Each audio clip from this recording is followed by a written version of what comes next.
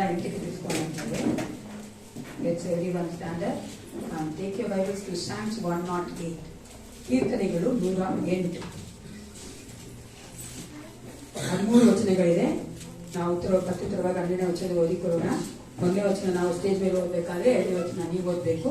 ಅದೇ ಕೊನೆಯದಾಗಿ 13ನೇ ವಚನ ನಾವೆಲ್ಲರೂ ಒಟ್ಟಾಗಿ ಓದಿಕೊಳ್ಳೋಣ. Let's read the Psalms 108 responsibly.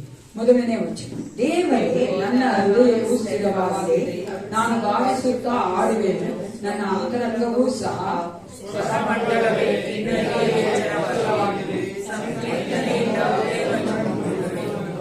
ಯೆಹೋವನೇ, ಸೇನಾಗಳಲ್ಲಿ ನಿನ್ನನ್ನು ಸ್ತುತಿಸುವೆನು, ಸರ್ವ ದೇಶದ ಹೊರಗೆ ನಿನ್ನನ್ನು ಕೊಂಡಾಡುವೆನು.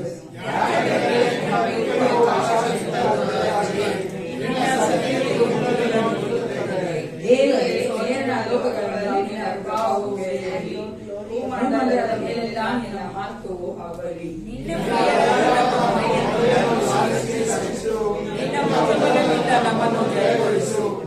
ದೇವರನ್ನು ತನ್ನ ಪವಿತ್ರತ್ವವನ್ನು ಸಾಕ್ಷಿ ಮಾಡಿಕೊಂಡಿದ್ದಾನೆ. ಜಯಘೋಷ ಮಾಡುವನು, ಶಿಕೇಮ್ ಪ್ರದೇಶವನ್ನು ಹಂಚುವನು, ಸುಕೆ ಬಯಲನ್ನು ಅಳೆದುಕೊಂಡರು.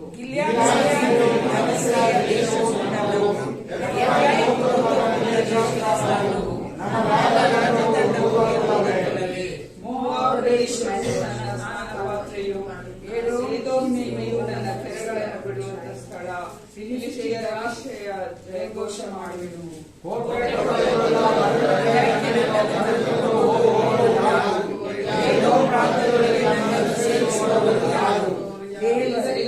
ನಮ್ಮ ಸೈನ್ಯಗಳ ಸಂಗಡ ಬರಲಿಲ್ಲವಲ್ಲ, ದೇವರೇ ನಮ್ಮನ್ನು ಕೈ ಬಿಟ್ಟಿಯ, ನಮಗೆ ಕೈಗೊಂಡು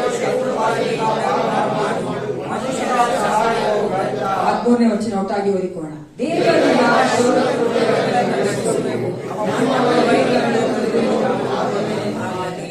ಹೌದು ಪ್ರಿಯರೇ, ಆತನ ಒಂದು ಕೃಪೆಯು ಆಕಾಶಕ್ಕಿಂತಲೂ ದೊಡ್ಡದಾಗಿದೆ. ಹಲ್ಲೆಲೂಯಾ.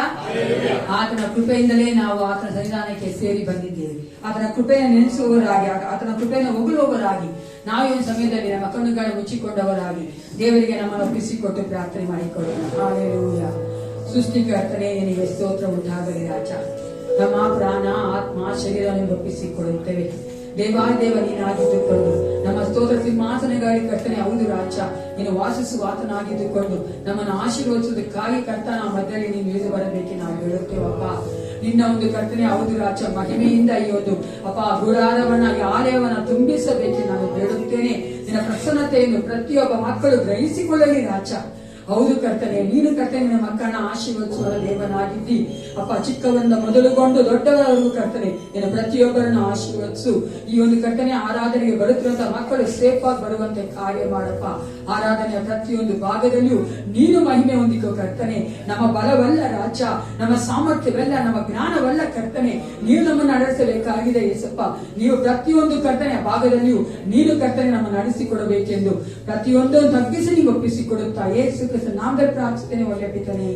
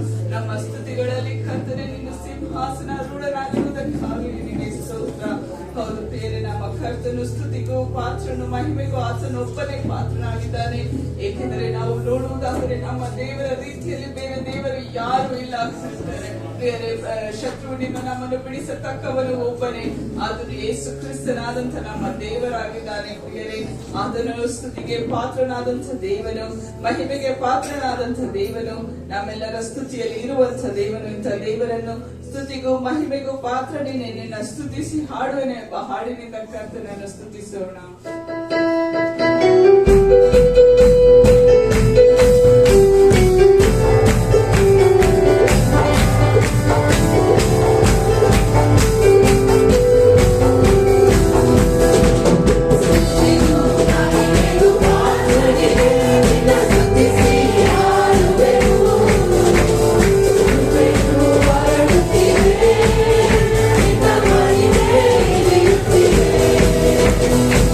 Thank you.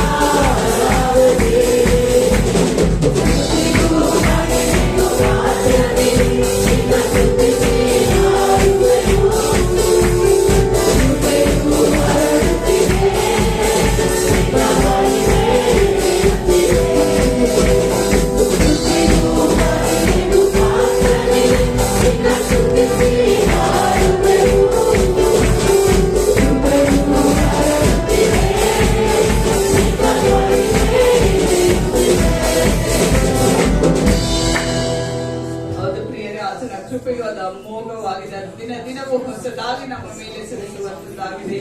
ಈ ಒಂದು ಸಮಯದಲ್ಲಿ ನಾವು ಆತನ ಕೃಪೆಯನ್ನು ನೆನೆಸುವರಾಗಿ ಎಲ್ಲರೂ ಕುಳಿತುಕೊಳ್ಳೋಣ. ನಾನು ಕೀರ್ತನೆಗಳು 136 ಓದುತ್ತೇನೆ. ಅದು ಒಂದು ಲೈನ್ ಓದಿದ್ಮೇಲೆ ನೀವೆಲ್ಲರೂ ಹೇಳಬೇಕು, ಆತನ ಕೃಪೆಯು ಶಾಶ್ವತವಾದದ್ದು. ಏಕೆಂದರೆ ನಮ್ಮ ಕರ್ತನ ಕೃಪೆಯು ನಿಜವಾಗಲೂ ಅದು ಶಾಶ್ವತವಾಗಿ ನಮಗೂ ನಮ್ಮ ಮಕ್ಕಳಿಗೂ ನಮ್ಮ ಸಂತಾನಕ್ಕೂ ಅದು ಇರುವಂತದ್ದಾಗಿದೆ ಪ್ರಿಯರೇ. ಕೀರ್ತನೆಗಳು 136. ಯೆಹೋವನಿಗೆ ಕೃತಜ್ಞತಾ ಸ್ತುತಿ ಮಾಡಿರಿ, ಆತನು ಒಳ್ಳೆಯವನು. ದೇವಾದಿ ದೇವನಿಗೆ ಕೃತಜ್ಞತಾ ಸ್ತುತಿ ಮಾಡಿರಿ, ಕರ್ತನಿಗೆ ಕೃತಜ್ಞತಾ ಸ್ತುತಿ ಮಾಡಿರಿ. ಮಹತ್ ಕಾರ್ಯಗಳನ್ನು ನಡೆಸುವುದಕ್ಕೆ ಆತನೊಬ್ಬನೇ ಶಕ್ತನು. ಆತನು ಆಕಾಶವನ್ನು ಜ್ಞಾನದಿಂದ ನಿರ್ಮಿಸಿದ್ದಾನೆ. ಆತನು ಭೂಮಿಯನ್ನು ಜಲರಾಶಿಗಳ ಮೇಲೆ ಹಾಸಿದ್ದಾನೆ. ಆತನು ಮಹಾ ಜ್ಯೋತಿರ್ಮಂಡಲಗಳನ್ನು ಸೃಷ್ಟಿಸಿದ್ದಾನೆ. ಸೂರ್ಯನು ಹಗಲನ್ನಾಳುತ್ತಾನೆ, ಚಂದ್ರ ನಕ್ಷತ್ರಗಳು ರಾತ್ರಿಯನ್ನಾಳುತ್ತವೆ. ಆತನು ಐಗುಪ್ತರ ಚೊಚ್ಚಲ ಮಕ್ಕಳನ್ನು ಸಂಹರಿಸಿದನು. ಇಸ್ರಾಯೇಲ್ಯರನ್ನು ಅವರ ಮಧ್ಯದಿಂದ ಹೊರತಂದನು. ತನ್ನ ಭುಜಬಲ, ಶಿಕ್ಷಾ ಹಸ್ತ ಇವುಗಳಿಂದ ಅವರನ್ನು ಬಿಡಿಸಿದನು. ಆತನು ಕೆಂಪು ಸಮುದ್ರವನ್ನು ಭೇದಿಸಿದನು. ಇಸ್ರಾಯೇಲ್ಯರನ್ನು ಅದರ ಮಧ್ಯದಲ್ಲಿಯೇ ನಡೆಸಿದನು. ಫರೋಹನನ್ನು ಅವನ ಸೈನ್ಯವನ್ನು ಕೆಂಪು ಸಮುದ್ರವನ್ನು ಕೆಡವಿ ಬಿಟ್ಟನು. ಆತನು ತನ್ನ ಪ್ರಜೆಯನ್ನು ಅರಣ್ಯದೊಳಗೆ ಕರೆತಂದನು. ದೊಡ್ಡ ಅರಸರನ್ನು ಹೊಡೆದನು. ಶ್ರೇಷ್ಠ ರಾಜರನ್ನು ಸಂಹರಿಸಿದನು. ಅಮೋರಿಯರ ಅರಸನಾದ ಸೀಹೋನನು ಅವರಲ್ಲೊಬ್ಬನು. ಬಾಷಾನಿನ ಅರಸನಾದ ಓಗನು ಇನ್ನೊಬ್ಬನು. ಅವರ ದೇಶವನ್ನು ಇಸ್ರಾಯೇಲರಿಗೆ ಕೊಟ್ಟನು. ಆತನ ಸೇವಕರಿಗೆ ಅದು ಸ್ವಾಸ್ಥ್ಯವಾಯಿತು. ನಾವು ದೀನಾವಸ್ಥೆಯಲ್ಲಿದ್ದಾಗ ನಮ್ಮನ್ನು ನೆನಪು ಮಾಡಿಕೊಂಡನು. ನಮ್ಮ ಶತ್ರುಗಳಿಂದ ನಮ್ಮನ್ನು ಬಿಡಿಸಿದನು. ಎಲ್ಲಾ ಜೀವಿಗಳಿಗೂ ಆಹಾರ ಕೊಡುವಾತನು ಆತನೇ. ಪರಲೋಕದಲ್ಲಿರುವ ದೇವರಿಗೆ ಕೃತಜ್ಞತಾ ಸ್ತುತಿ ಮಾಡಿರಿ, ಆತನ ಕೃಪೆಯು ಶಾಶ್ವತವಾದದ್ದು. ಹೌದು, ಕರ್ತನ ಕೃಪೆಯು ಅದು ಶಾಶ್ವತವಾಗಿದೆ ಪ್ರಿಯರೇ. ಹಳೆ ಒಡಂಬಡಿಕೆಯಲ್ಲಿ ಆತನು ನಡೆಸಿದಂತ ರೀತಿಯನ್ನು ನಾವು ನೋಡುವುದಾದ್ರೆ ಇಂದು ನಮಗಿರುವ ಕಷ್ಟಗಳು ಏನೂ ಇಲ್ಲ ಪ್ರಿಯರೇ. ಆತನು ನಮ್ಮನ್ನು ಸರಿಯಾದ ರೀತಿಯಲ್ಲಿ ತನ್ನ ಶಾಶ್ವತವಾದ ಕೃಪೆಯಿಂದ ನಡೆಸುವಂತ ದೇವನಾಗಿದ್ದಾನೆ. ಅಂತ ದೇವರನ್ನು ನಾವು ಹಾಡಿಕೊಂಡಾಡುತ್ತಾ ಸ್ತುತಿಸುವ ಹಲ್ಲೆಲೂಯಾ ಹಾಡಿ ಎಂಬ ಹಾಡಿನಿಂದ ಸ್ತುತಿಸೋಣ.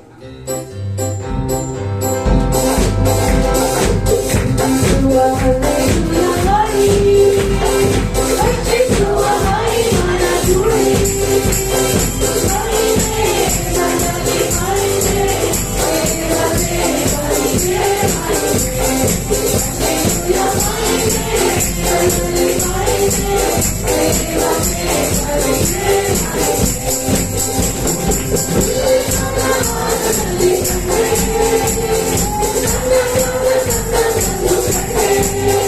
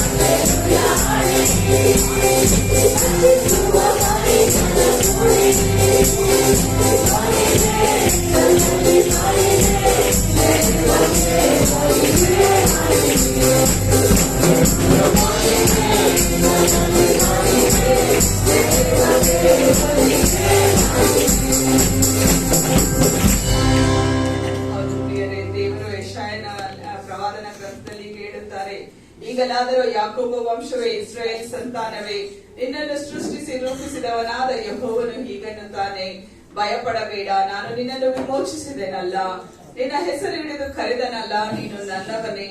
ನೀನು ಜಲರಾಶಿಗಳನ್ನು ಹಾದು ಹೋಗುವಾಗ ನಾನು ನಿನ್ನ ಸಂಗಡ ಇರುವೆನು, ನದಿಗಳನ್ನು ದಾಟುವಾಗ ಅದು ನಿನ್ನನ್ನು ಮುಳುಗಿಸದು, ಉರಿಯಲ್ಲಿ ನಡೆಯುವಾಗ ನೀನು ಕಂದದಿರುವಿ, ಜ್ವಾಲೆಯು ನಿನ್ನನ್ನು ದಹಿಸದು.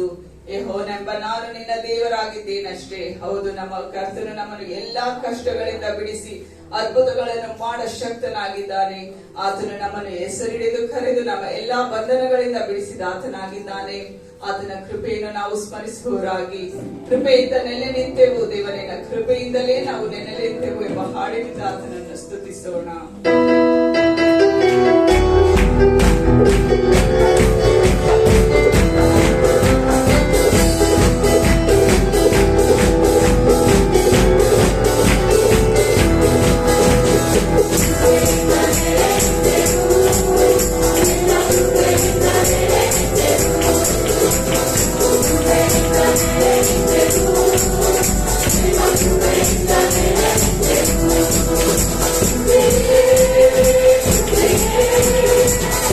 Yeah.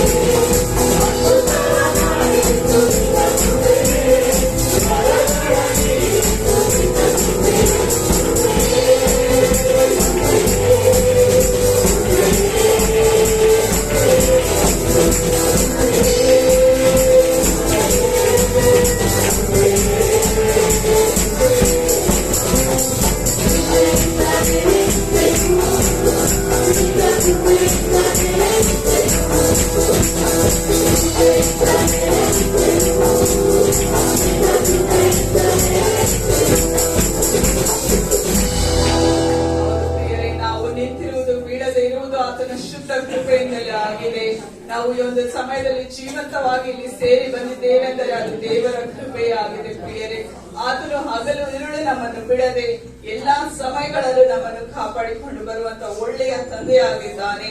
ಆತನನ್ನು ನಾವು ಇನ್ನು ಹೆಚ್ಚಾಗಿ ಆರಾಧಿಸುವ ಹಾಗೆ ನಾವೆಲ್ಲರೂ ಎದ್ದು ನಿಂತುಕೊಂಡು ಸಾವಿರ ಸಾವಿರ ಶುಭವು ಅನುದಿನ ನನ್ನ ಆವರಿಸಲು ಎಂಬ ಹಾಡಿನಿಂದ, ಹೌದು ಕೇವಲ ಕರ್ತನ ಕೃಪೆಯಿಂದಲೇ ಎಲ್ಲಾ ಶುಭವು ಕೃಪೆಯು ಜೀವಮಾನದಲ್ಲೆಲ್ಲ ನಮ್ಮನ್ನು ಹಿಂಬಾಲಿಸುವಂತದಾಗಿದೆ ಪ್ರಿಯರೇ.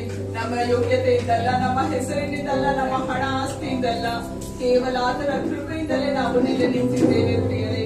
ಆತನ ಕೃಪಾವರಗಳನ್ನು ಸಾವಿರ ಸಾವಿರ ಆಶೀರ್ವಾದಗಳನ್ನು ನಾವು ನೆನೆಸುತ್ತಾ ಆತನಿಗೆ ಈ ಹಾಡನ್ನು ಆಡೋಣ.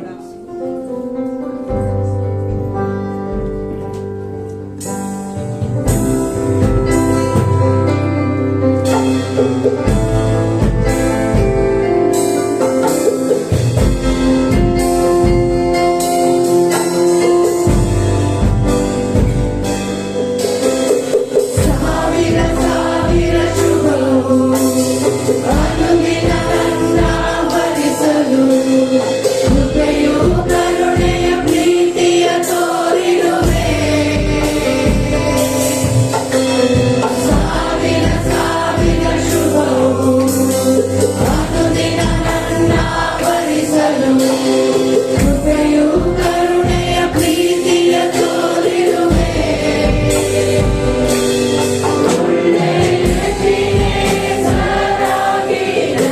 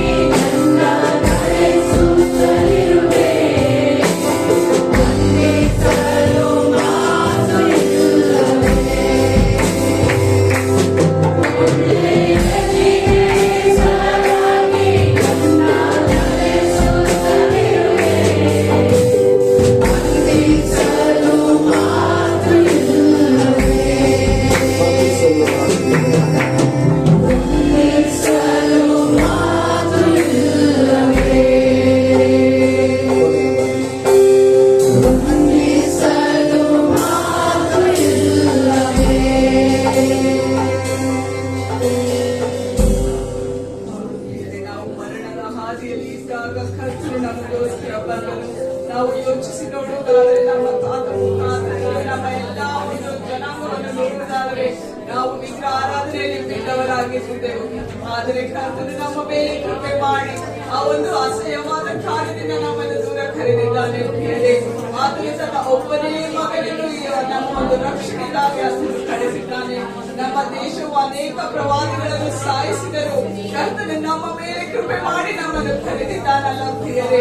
ಆತನ ಕೃಪೆಯನ್ನು ನಾವು ನೆನೆಸುವರಾಗಿ ಆತನಿಗೆ ಬಾಯಿ ತುಳಿದು ಸ್ತುತಿ ಮಾಡೋಣ ಪ್ರಿಯರೇ.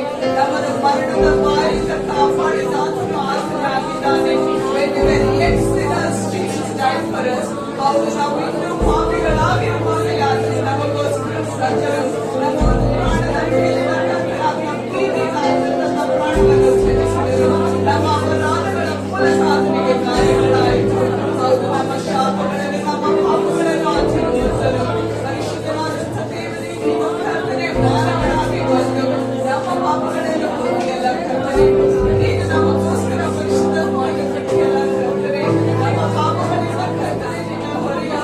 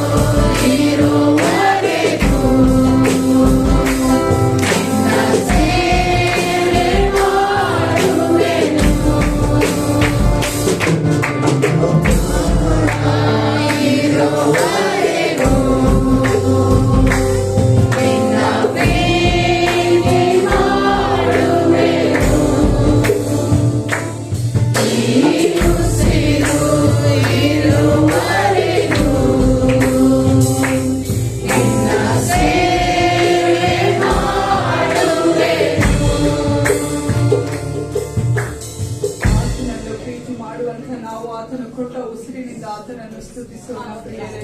ಹೌದು, ಆತನಿಗೆ ನಮ್ಮ ಜೀವಿತಗಳನ್ನು ಸಮರ್ಪಿಸಿಕೊಡುತ್ತಾ ಆತನನ್ನು ಸ್ತುತಿಸೋಣ. ಕರ್ತನೇ, ನೀವು ಪರಿಶುದ್ಧನಾಗಿದ್ದಿ, ನಿಮ್ಮ ಜೀವಿತಗಳನ್ನು ಕರ್ತನಿಗೆ ಸಮರ್ಪಿಸಿಕೊಳ್ಳಿ ಪ್ರಿಯರೇ.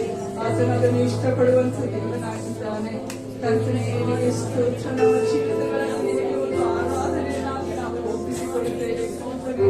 ಹೌದು ಪ್ರಿಯರೇ, ಕರ್ತನನ್ನು ಪ್ರೀತಿಸುತ್ತೇವೆಂದು ನಾವು ಹೇಗೆ ತೋರಿಸುತ್ತೇವೆಂದು ನೋಡುವುದಾದರೆ, ಸತ್ಯವೇದದಲ್ಲಿ ಹೇಳುತ್ತದೆ, ನೀನು ಪ್ರೀತಿಸುವುದಾದರೆ ಕರ್ತನ ವಾಕ್ಯಗಳನ್ನು ಕೈಗೊಂಡು ನಡೆಯುವವನಾಗಿರುತ್ತಿ ಎಂದು ನಾವು ನಮ್ಮ ಜೀವಿತಗಳನ್ನು ಕರ್ತನಿಗೆ ಒಪ್ಪಿಸಿಕೊಡುತ್ತಾ, ಕರ್ತನೆ ನಿನ್ನನ್ನು ಪ್ರೀತಿಸುತ್ತೇವೆ, ಇಂದಿನಿಂದ ನೀನು ಹೇಳುವ ಮಾತುಗಳನ್ನು ನಾವು ಕೈಗೊಂಡು ನಡೆಯುತ್ತೇವೆ ಎಂದು ನಮ್ಮ ಜೀವಿತಗಳನ್ನು ಆತನಿಗೆ ಒಪ್ಪಿಸಿಕೊಡೋಣ ಪ್ರಿಯರೇ. ನಮ್ಮ ಜೀವಿತವನ್ನೇ ಆತನಿಗೆ ಆರಾಧನೆಯಾಗಿ ನಾವು ಸಮರ್ಪಿಸೋಣ. ಹೌದು ಕರ್ತನೆ, ಸ್ತೋತ್ರ ರಾಜ, ಸ್ತೋತ್ರ. ನಮ್ಮ ಬಾಯ ಮಾತುಗಳು ಕರ್ತನೆ, ನಮ್ಮ ಆಲೋಚನೆಗಳು ನಿನಗೆ ಸಮರ್ಪಿತವಾಗಿರಲಿ.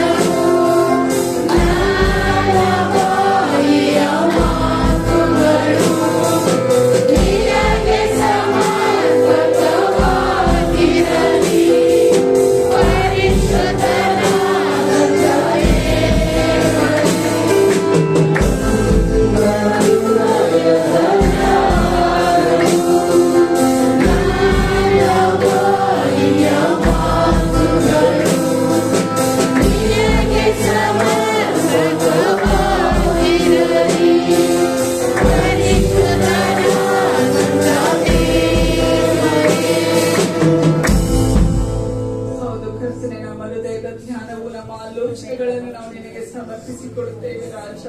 ಕರ್ತನೆ, ನಮ್ಮನ್ನು ಪರಿಶೋಧಿಸಿ ನೋಡು.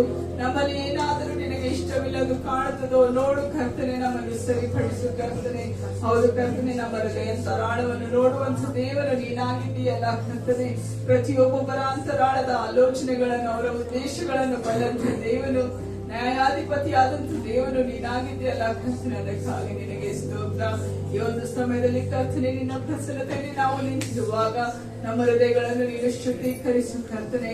ನಿನ್ನ ವಾಕ್ಯದ ಮೂಲಕವೂ ನಿನ್ನ ಆರಾಧನೆಯ ಮೂಲಕವೂ ನಮ್ಮನ್ನು ಶುದ್ಧಿಪಡಿಸು ಕರ್ತನೆ.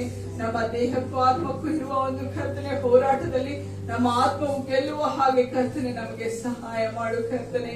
ಬೇಕೆಂದು ಪಾಪವನ್ನು ನಾವು ಮಾಡದ ಹಾಗೆ ಕರ್ತನೆ, ಈ ಲೋಕದಲ್ಲಿ ನಾವು ತಿರುಗಿ ಹೋಗುವಾಗ ನಮ್ಮ ಜೊತೆಗಿದ್ದು ನಿನ್ನ ಪವಿತ್ರ ಆತ್ಮನ ಒಂದು ಶಕ್ತಿಯಿಂದ ನಮ್ಮನ್ನು ನೀನು ನಡೆಸಿಕೊಡಬೇಕೆಂದು ಬೇಡಿಕೊಳ್ಳುತ್ತೇವೆ ರಾಜ. ಹೌದು ಕರ್ತನೆ, ಮುಂಬರುವ ದಿನಗಳಲ್ಲಿ ಕರ್ತನೆ ನಾವು ಲೋಕದಲ್ಲಿ ಹೋಗಿ ಬಾಳುವಾಗ ಕರ್ತನೆ ನಮ್ಮ ಒಂದು ಜೀವಿತವು ಕರ್ತನೆ ನಿನ್ನ ಹೆಸರಿಗೆ ತಕ್ಕಂತೆ ಕರ್ತನೆ ಅದು ಇರುವ ಹಾಗೆ ಸಹಾಯ ಮಾಡು. ನಿನ್ನ ಹೆಸರಿಗೆ ಕೊಂದು ಬರುವಂತ ಕಾರ್ಯವನ್ನು ನಾವು ಮಾಡದ ಹಾಗೆ ನಮ್ಮನ್ನು ಕರ್ತನೆ ತಡೆ ಕರ್ತನೆ. ನಿನ್ನ ಪವಿತ್ರಾತ್ಮನ ಒಂದು ಕರ್ತನೆ ಸ್ವರವನ್ನು ನಾವು ಕೇಳುವ ಹಾಗೆ, ನಾವು ಆಡುವ ಮಾತುಗಳಲ್ಲಿ, ನಮ್ಮ ಆಲೋಚನೆಗಳಲ್ಲಿ, ನಮ್ಮ ಕಾರ್ಯಗಳಲ್ಲಿ ನಿನ್ನ ಪವಿತ್ರಾತ್ಮನ ನಡೆಸುವಿಕೆ ಇದ್ದು ನಾವು ಎಡಕ್ಕಾಗಲಿ ಬಲಕ್ಕಾಗಲಿ ತಿರುಗದೆ ಕರ್ತನೆ ನಿನ್ನೊಬ್ಬನನ್ನೇ ಹಿಂಬಾಲಿಸುವ ಹಾಗೆ ಸಹಾಯ ಮಾಡು. ಈ ಒಂದು ಸಮಯದಲ್ಲಿ ನಿಂತಿರುವ ನಾವೆಲ್ಲರೂ ಕರ್ತನೆ ನಿನ್ನ ಮುಂದೆ ತಗ್ಗಿಸಿಕೊಂಡವರಾಗಿ ನಮ್ಮ ಹೃದಯಗಳನ್ನು ನಿನಗೆ ಅರ್ಪಿಸುತ್ತೇವೆ ರಾಜ. ನೀನೇ ನಮ್ಮ ಹೃದಯದಲ್ಲಿ ರಾಜನಾಗಿದ್ದು ಕರ್ತನೆ ನಮ್ಮನ್ನು ನಡೆಸಿಕೊಂಡು ಬಾ. ಮುಂಬರುವ ಎಲ್ಲಾ ಕಾರ್ಯಗಳಲ್ಲಿಯೂ ಸಹ ನೀನೇ ಒಡೆಯನಾಗಿದ್ದು ಕರ್ತನೆ ನಮಗೆ ನೀನು ಆತ್ಮೀಯ ಆಹಾರದಿಂದ ನಮ್ಮನ್ನು ಸಂತೃಪ್ತಿ ಪಡಿಸಿ ಕರ್ತನೆ ನಮಗೆ ಶಕ್ತಿ ಬಲವನ್ನು ಕೊಡಬೇಕೆಂದು ನಮ್ಮ ಕರ್ತರು ರಾಜರಾಗಿ ಯೇಸು ಕ್ರಿಸ್ತನ ಹೆಸರಿನಲ್ಲಿ ಬೇಡಿ ಹೊಂದಿದ್ದೇವೆ ತಂದೆಯೇ. ನಾವು ನಿಂತಿರುವಂತೆ ನಮ್ಮ ಸತ್ಯವೇದಗಳನ್ನ The Gospel according to St. John, ಆ ಒಂದು ಸುವಾರ್ತೆಗೆ, ಯೋಹಾನ ಬರೆದ ಸುವಾರ್ತೆಗೆ ನಮ್ಮ ಸತ್ಯವೇಗ ತಿಳಿಸ್ಕೊಳ್ಳೋಣ. ಮೊದಲನೇ ಅಧ್ಯಾಯ 16, 17, 18 ವಚನಗಳನ್ನ ಒಟ್ಟಾಗಿ ಓದುವವರಾಗಿದ್ದೀರಿ. Let's turn our Bible to Gospel according to St. John, chapter 1, verses 16, 17, 18. ಯೋಹಾನನು ಬರೆದ ಸುವಾರ್ತೆ 1ನೇ ಅಧ್ಯಾಯ 16, 17, 18 ಈ ವಚನಗಳನ್ನ ಒಟ್ಟಾಗಿ ಓದಿಕೊಳ್ಳುವವರಾಗಿದ್ದೇವೆ.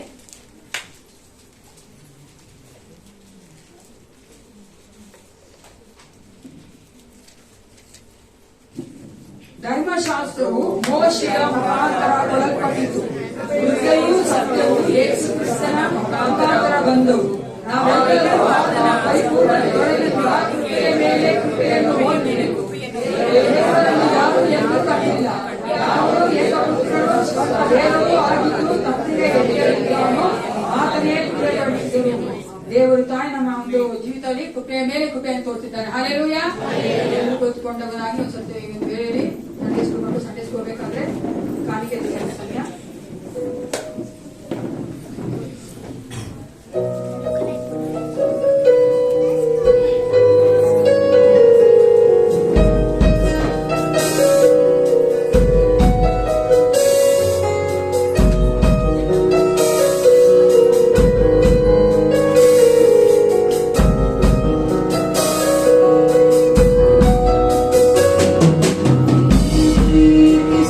Pura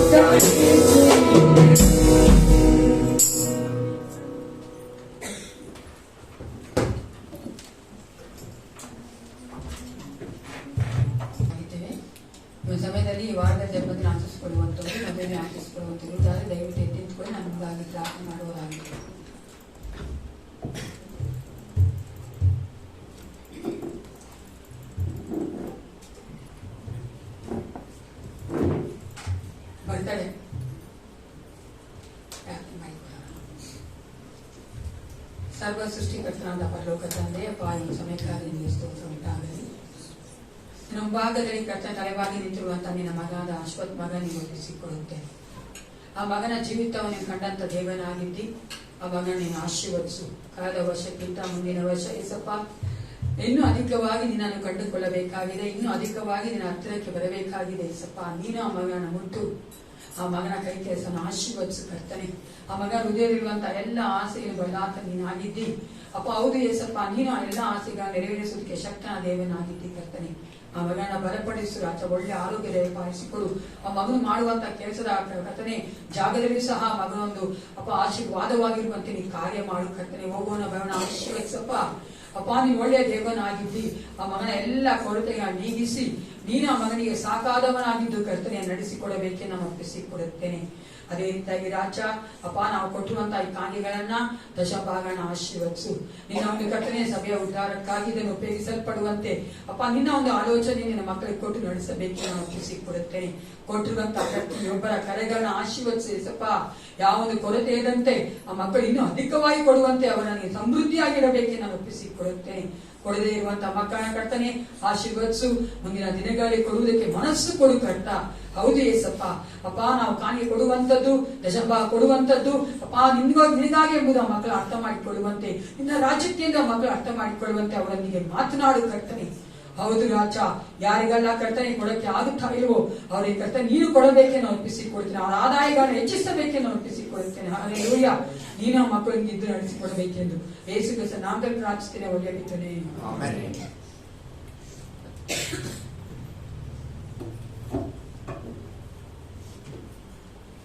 ನಮ್ಮ ಸೆಕ್ರೆಟರಿ ವಿನಯ್ ಅವರು ಮುಂದೆ ಬಂದು ಅನೌನ್ಸ್ಮೆಂಟ್ ಕೊಡ್ಲಿಕ್ಕೆ ಕೊಡ್ತೇನೆ.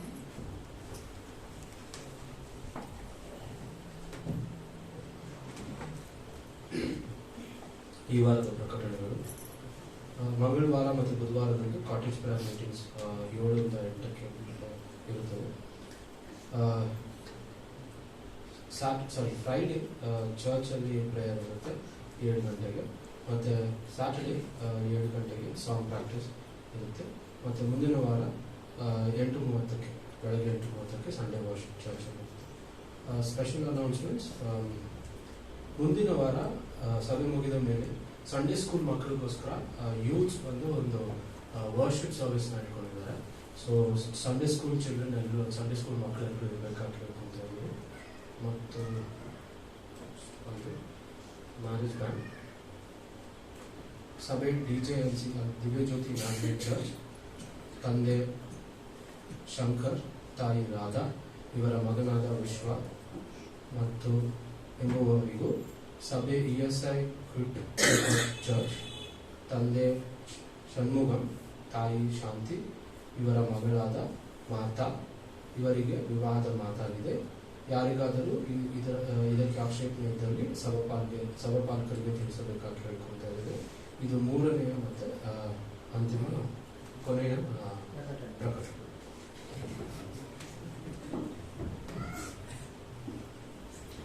ಮುಂದಿನ ವಾರ ಸಂಡೇ ಸ್ಕೂಲ್ ಮಕ್ಕಳಿಗೆ ನಾವು ಹೇಳಿದ್ವಿ. ಸಂಡೇ ಸ್ಕೂಲ್ ಮಕ್ಕಳಿಂದ ಅದು ಅನಾಥಾಗಿ ನಾವು ಹೇಳ್ತಾ ಇದ್ದೀವಿ. ಏನಂದ್ರೆ ನೀವು ದಯವಿಟ್ಟು ನೀವು ಮಕ್ಕಳನ್ನ ಬಿಟ್ಟು ಹೋಗ್ಬೇಕು. ನಂತರ ಮೇ ಬಿ 1 o'clock ಇರ್ಬೋದು, 1 o'clock ಒಳಗಡೆನೆ ನೀವು ಬಂದು ನಿಮ್ಮ ಮಕ್ಕಳನ್ನ ಕರ್ಕೊಂಡು ಹೋಗ್ಬೇಕಂತ ನಾವು ನಿಮ್ಮನ್ನ ಪ್ರೀತಿಯಿಂದ ಕೇಳ್ಕೊಳ್ತಾ ಇದ್ದೇವೆ. ಸಮಯನ ಇನ್ನೂ ನಿರ್ದಿಷ್ಟವಾಗಿ ಕರೆಕ್ಟ್ ಆಗಿ ನಮ್ಮ ಮಕ್ಕಳಿಗೆ ಅವ್ರು ಹೇಳಿರ್ತಾರೆ ಸಂಡೇ ಸ್ಕೂಲಲ್ಲಿ, ಅದರ ಗಮನ ಇಟ್ಕೊಂಡು ಯಾವ ಮಕ್ಕಳಿಗೆ ವಾಪಸ್ ಮನೆಗೆ ಕರ್ಕೊಂಡು ಹೋಗ್ಬಾರ್ದು, ಈ ಮಕ್ಕಳಿಗೋಸ್ಕರ ಮಾಡ್ತಾ ಇರುವಂತದ್ದು. ನಾನು ಆಗಲೇ ನಿಮ್ಗೆ ಹೇಳಿದ್ದೇನೆ, ಅವರು ಸಹ ಒಂದು ವರ್ಷಿಪ್ ಅಲ್ಲಿ ಆಸಕ್ತಿ ತೋರುವಂತೆ, ಅವ್ರಿಗೂ ಸಹ ವರ್ಷಿಪ್ ಬರೋದಕ್ಕೆ, ಅವ್ರಿಗೂ ಒಂದು ಆಸೆ ಬರೋದಕ್ಕಾಗಿ ನಾವು ಈ ಕಾರ್ಯ ಮಾಡ್ತಾ ಇದ್ದೇವೆ. ದಯವಿಟ್ಟು ನಿಮ್ಮ ಮಕ್ಕಳೆಲ್ಲರನ್ನು ನೀವು ಈ ಸಭೆಯಲ್ಲಿ ಮುಂದಿನ ವಾರ ಚರ್ಚ್ ಆದ ನಂತರ, ಸರ್ವಿಸ್ ಆದ ನಂತರ ಬಿಟ್ಟು ಹೋಗಬೇಕೆ ನಾವು ಪ್ರೀತಿಯಿಂದ ಕೇಳ್ಕೊಳ್ತೇವೆ. ಅದೇ ರೀತಿಯಾಗಿ 24ನೇ ತಾರೀಕು ಸಂಡೇ ಸಭೆ ಆದ ನಂತರ ಎಲ್ಲ ವರ್ಷಿಪ್ ಲೀಡರ್ಸ್, ಎಲ್ಲ ಸಿಂಗರ್ಸ್ ದಯವಿಟ್ಟು ಇರ್ಬೇಕಂತ ನಾವು ನಿಮ್ಮನ್ನ ಪ್ರೀತಿಯಿಂದ ಕೇಳ್ಕೊಳ್ತಾ ಇದ್ದೇವೆ. 1 hour ನಾವು ನಿಮಗೆ ಒಂದು ಕ್ಲಾಸ್ ತೆಗೆದುಕೊಳ್ಬೇಕಂತ ಅನ್ಕೊಂತಾ ಇದ್ದೇನೆ. ತುಂಬಾ ದಿನ ಅನ್ಕೊಂತಾ ಇದ್ದೆ, ಇವಾಗ ಇಯರ್ ಬಿಗಿನಿಂಗ್ ಇಂದ ಅನ್ಕೊಂಡೆ, ಅದು ಮಾಡಕ್ಕೆ ಆಗಿಲ್ಲ. ಈ ಒಂದು ಜುಲೈ 24th ಸಂಡೇ ಯಾರೆಲ್ಲ ವರ್ಷಿಪ್ ಲೀಡರ್ಸ್ ಇದ್ದೀರೋ, ಸಿಂಗರ್ಸ್ ಇದ್ದೀರೋ, ಕಡ್ಡಾಯವಾಗಿ, I am not requesting you, I am demanding you, you have to come. ನೀವು ಬರಲೇಬೇಕು ಅಂತ ನಾನು ನಿಮ್ಮನ್ನ ಕೇಳ್ಕೊಳ್ತಾ ಇದ್ದೇನೆ. ಅದಕ್ಕಾಗಿ ಯಾರೊಬ್ಬರು ಮಿಸ್ ಆಗಬಾರ್ದು. ಇದು ಬಹಳ ಮುಖ್ಯವಾಗಿ ಬೇಕಾಗಿರುವಂತ ಒಂದು ಕಾರ್ಯ ಪ್ರಿಯರೇ. ಅದಕ್ಕೋಸ್ಕರ ಯಾರೆಲ್ಲ ಸಿಂಗರ್ಸ್ ಇದ್ದೀರೋ, ವರ್ಷಿಪ್ ಲೀಡ್ ಮಾಡ್ತಾ ಇದ್ದೀರೋ ಅವರೆಲ್ಲರೂ 1 hour ಟೈಮ್, ಏನು ತೊಂದರೆ ಇಲ್ಲ. 1 hour ನೀವು ಇರ್ಬೋದು. ಬೇಕಾದ್ರೆ ನಿಮ್ಗೆ ಸ್ನಾಕ್ಸ್ ಕೂಡ ಕೊಡಿಸ್ತೀನಿ, ಯಾಕಂದ್ರೆ ನಾನು ತಿಂತೀನಿ ಅದಕ್ಕೋಸ್ಕರ, ಅದೇ ವಿಷಯ. ಅದಕ್ಕೋಸ್ಕರ ದಯವಿಟ್ಟು ನೀವು ಇರ್ಬೇಕಂತ ನನ್ನನ್ನ ನಾನು ಕೇಳ್ಕೊಳ್ತಾ ಇದ್ದೀನಿ, ಪ್ರೀತಿಯಿಂದ ಕೇಳ್ಕೊಳ್ತಾ ಇದ್ದೀನಿ. ಪ್ರೀತಿಯಿಂದ ಅಂದ್ರೆ ನೀನ್ ತಾನೇ ಪರ ಹೊಡೋಗ್ತಿಲ್ಲ ಮನೆ, ನಾವು ಗೊತ್ತೀನಿ. ಅದಕ್ಕೋಸ್ಕರ ದಯವಿಟ್ಟು ಪ್ರಿಯರೇ ಎಲ್ಲರೂ ಇರ್ಬೇಕಂತ ನಾನು ನಿಮ್ಮನ್ನ, ಅಂದ್ರೆ ಯಾರೆಲ್ಲ ವರ್ಷಿಪ್ ಲೀಡ್ ಮಾಡ್ತಿರೋ, ಹಾಡು ಹೇಳ್ತಾ ಇದ್ರು ಅವರೆಲ್ಲ ಇರ್ಬೇಕಂತ ನಿಮ್ಮನ್ನ ನಾವು ಕೇಳ್ಕೊಳ್ತಾ ಇದ್ದೀವಿ. ಈಗ ಸಾಕ್ಷಿಯ ಸಮಯ. ಯಾರಾದ್ರೂ ನಿಮ್ಗೆ ಸಾಕ್ಷಿ ಹೇಳ್ಬೇಕಂತ ಪರಿಶುದ್ಧ ಆತ್ಮ ನಿಮ್ಮಲ್ಲಿ ಪ್ರೇರಣೆ ಕೊಡ್ತಾ ಇದ್ರೆ, you can come forward and share the testimony or witness for the glory of God. ನಮ್ಮ ಮಧ್ಯಲಿರುವಂತ ಸಿಸ್ಟರ್ ಜಾಯ್ಸ್ ಅವರು, ಯಾಕಂದ್ರೆ ಅವ್ರ ಮಗಂದು ಅವತ್ತು ನಾವು ವಿಡಿಯೋದಲ್ಲಿ ಫುಲ್ ಆಗಿ ನೋಡ್ಲಿಲ್ಲ. ಅವರು ಮುಂದೆ ಬಂದು ಆತನ ಒಂದು ಸಾಕ್ಷಿಯನ್ನ, ಅಂದ್ರೆ ಅವರು ಸಹ ಯಾವ ರೀತಿಯಾಗಿ ಆ ಮಗನಿಗೆ ಪ್ರೋತ್ಸಾಹ ಕೊಟ್ಟರು ಎಂಬುದನ್ನ ನಮ್ಮ ಮಧ್ಯೆ ಹಂಚಿಕೊಳ್ಬೇಕು ಹೇಳ್ಕೊಳ್ತೇನೆ. ಅದ ನಂತರ ನೀವು ಯಾರಾದ್ರೂ ದೇವರು ನಿಮ್ಗೆ ಪ್ರೇರಣೆ ಕೊಟ್ರೆ ದಯವಿಟ್ಟು ಮುಂದೆ ಬಂದು ಸಾಕ್ಷಿ ಕೊಡಿ.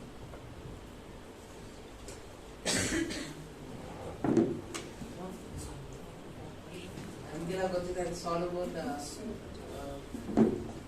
ಇಲ್ಲಿ ಬಿಸ್ನೆಸ್ ಸ್ಟಡೀಸ್ ಹೋಗಿದೆ BA ಮಾಡಕ. ಅಲ್ಲಿ ಹೋದ್ಮೇಲೆ 2 ವರ್ಷ ಥಿಯಾಲಜಿ ಮಾಡಬೇಕಾಗಿತ್ತು. ಅವಾಗ ಮಾಡ್ತಾ ಇರುವಾಗ ದೇವರು ಅವನಿಗೆ ಸೇವೆಗೆ ಕರೆದ್ರು.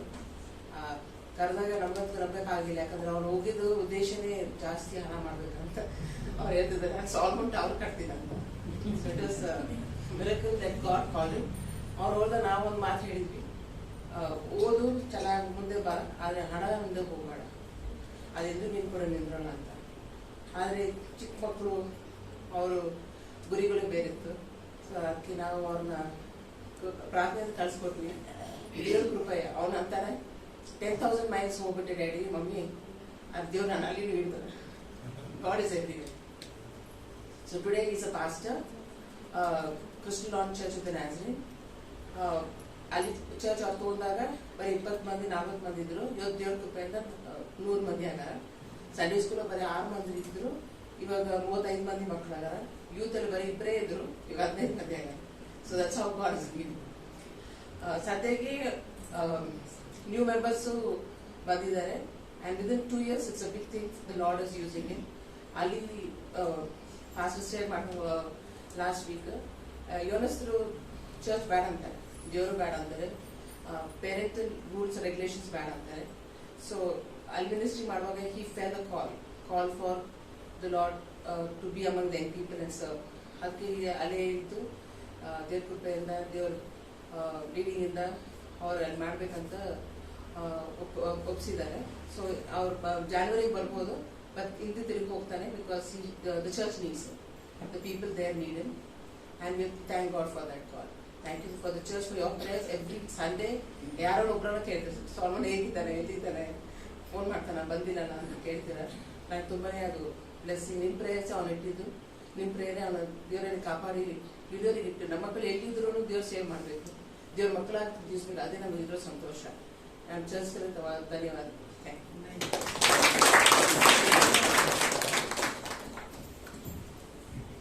ಯಾವಾಗಲೂ ಜಾಯ್ಸ್ ಹೇಳಿದ್ರು ನನಗೆ ಕನ್ನಡ ಬರಲ್ಲ ಅಂತ, ಎಷ್ಟು ಚೆನ್ನಾಗಿ ಕನ್ನಡ ಮಾತಾಡ್ತಾರೆ.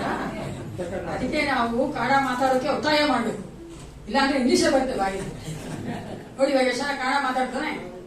ಈ ಒಂದು ಸಮಯದಲ್ಲಿ ನಾವೆಲ್ಲರೂ ವಿಶೇಷವಾಗಿ ನಮ್ಮ ಒಂದು ಕರ್ನಾಟಕಕ್ಕೋಸ್ಕರ ಪ್ರಾರ್ಥನೆ ಮಾಡ್ತಾ ಇದ್ದೇವೆ. ನಮ್ಮೆಲ್ಲರಿಗೂ ಗೊತ್ತು, ಮಳೆ ಬಂದು ಪ್ರವಾಹ ಬರ್ತಾ ಇದೆ, ಅನೇಕರು ಕಷ್ಟಪಡ್ತಾರೆ. ನಮ್ಮ ಬದಲಿರುವಂತಹ ಸಿಸ್ಟರ್ ಗ್ರೇಸಿ ಅವರು ಈ ಒಂದು ಕರ್ನಾಟಕದಲ್ಲಿ ಮಳೆಯನ್ನ ದೇವರು ನಿಲ್ಲಿಸಬೇಕು. ಪ್ರವಾಹ ಇರುವಂತಹ ಎಲ್ಲ ಜಿಲ್ಲೆಗಳಲ್ಲಿ ದೇವರು ತಾನೇ ಗವರ್ಮೆಂಟ್ ಒಂದಿಗೆ ಮಾತನಾಡಿ ಸರಿಯಾದ ಒಂದು ರಿಲೀಫ್ ವರ್ಕ್ ಗಳು ನಾವು ಮಾಡ್ಬೇಕಂತ ಪ್ರಾರ್ಥನೆ ಮಾಡ್ಕೋಣ. ಸ್ತುತಿಗಳ ಮಧ್ಯದಲ್ಲಿ ವಾಸ ಮಾಡುವುದನ್ನು ಪರಿಶುದ್ಧ ನಾಮಕ್ಕೆ ಸ್ತೋತ್ರ ಸ್ವಾಮಿ. ಅಪ್ಪ ಕರ್ತನೆ, ಈ ಆಲಯದಲ್ಲಿ ಸ್ವಾಮಿ ಸ್ವಾಮಿ ಸ್ತುತಿಸುವುದನ್ನು ಕೊಟ್ಟಂತ ಸಮಯಕ್ಕಾಗಿ ನಿಮಗೆ ಸ್ತೋತ್ರ ಸ್ವಾಮಿ. ನಮ್ಮ ಕರ್ನಾಟಕ ರಾಜ್ಯಕ್ಕಾಗಿ ಪ್ರಾರ್ಥಿಸ್ತೇವೆ ಸಪ್ಪ.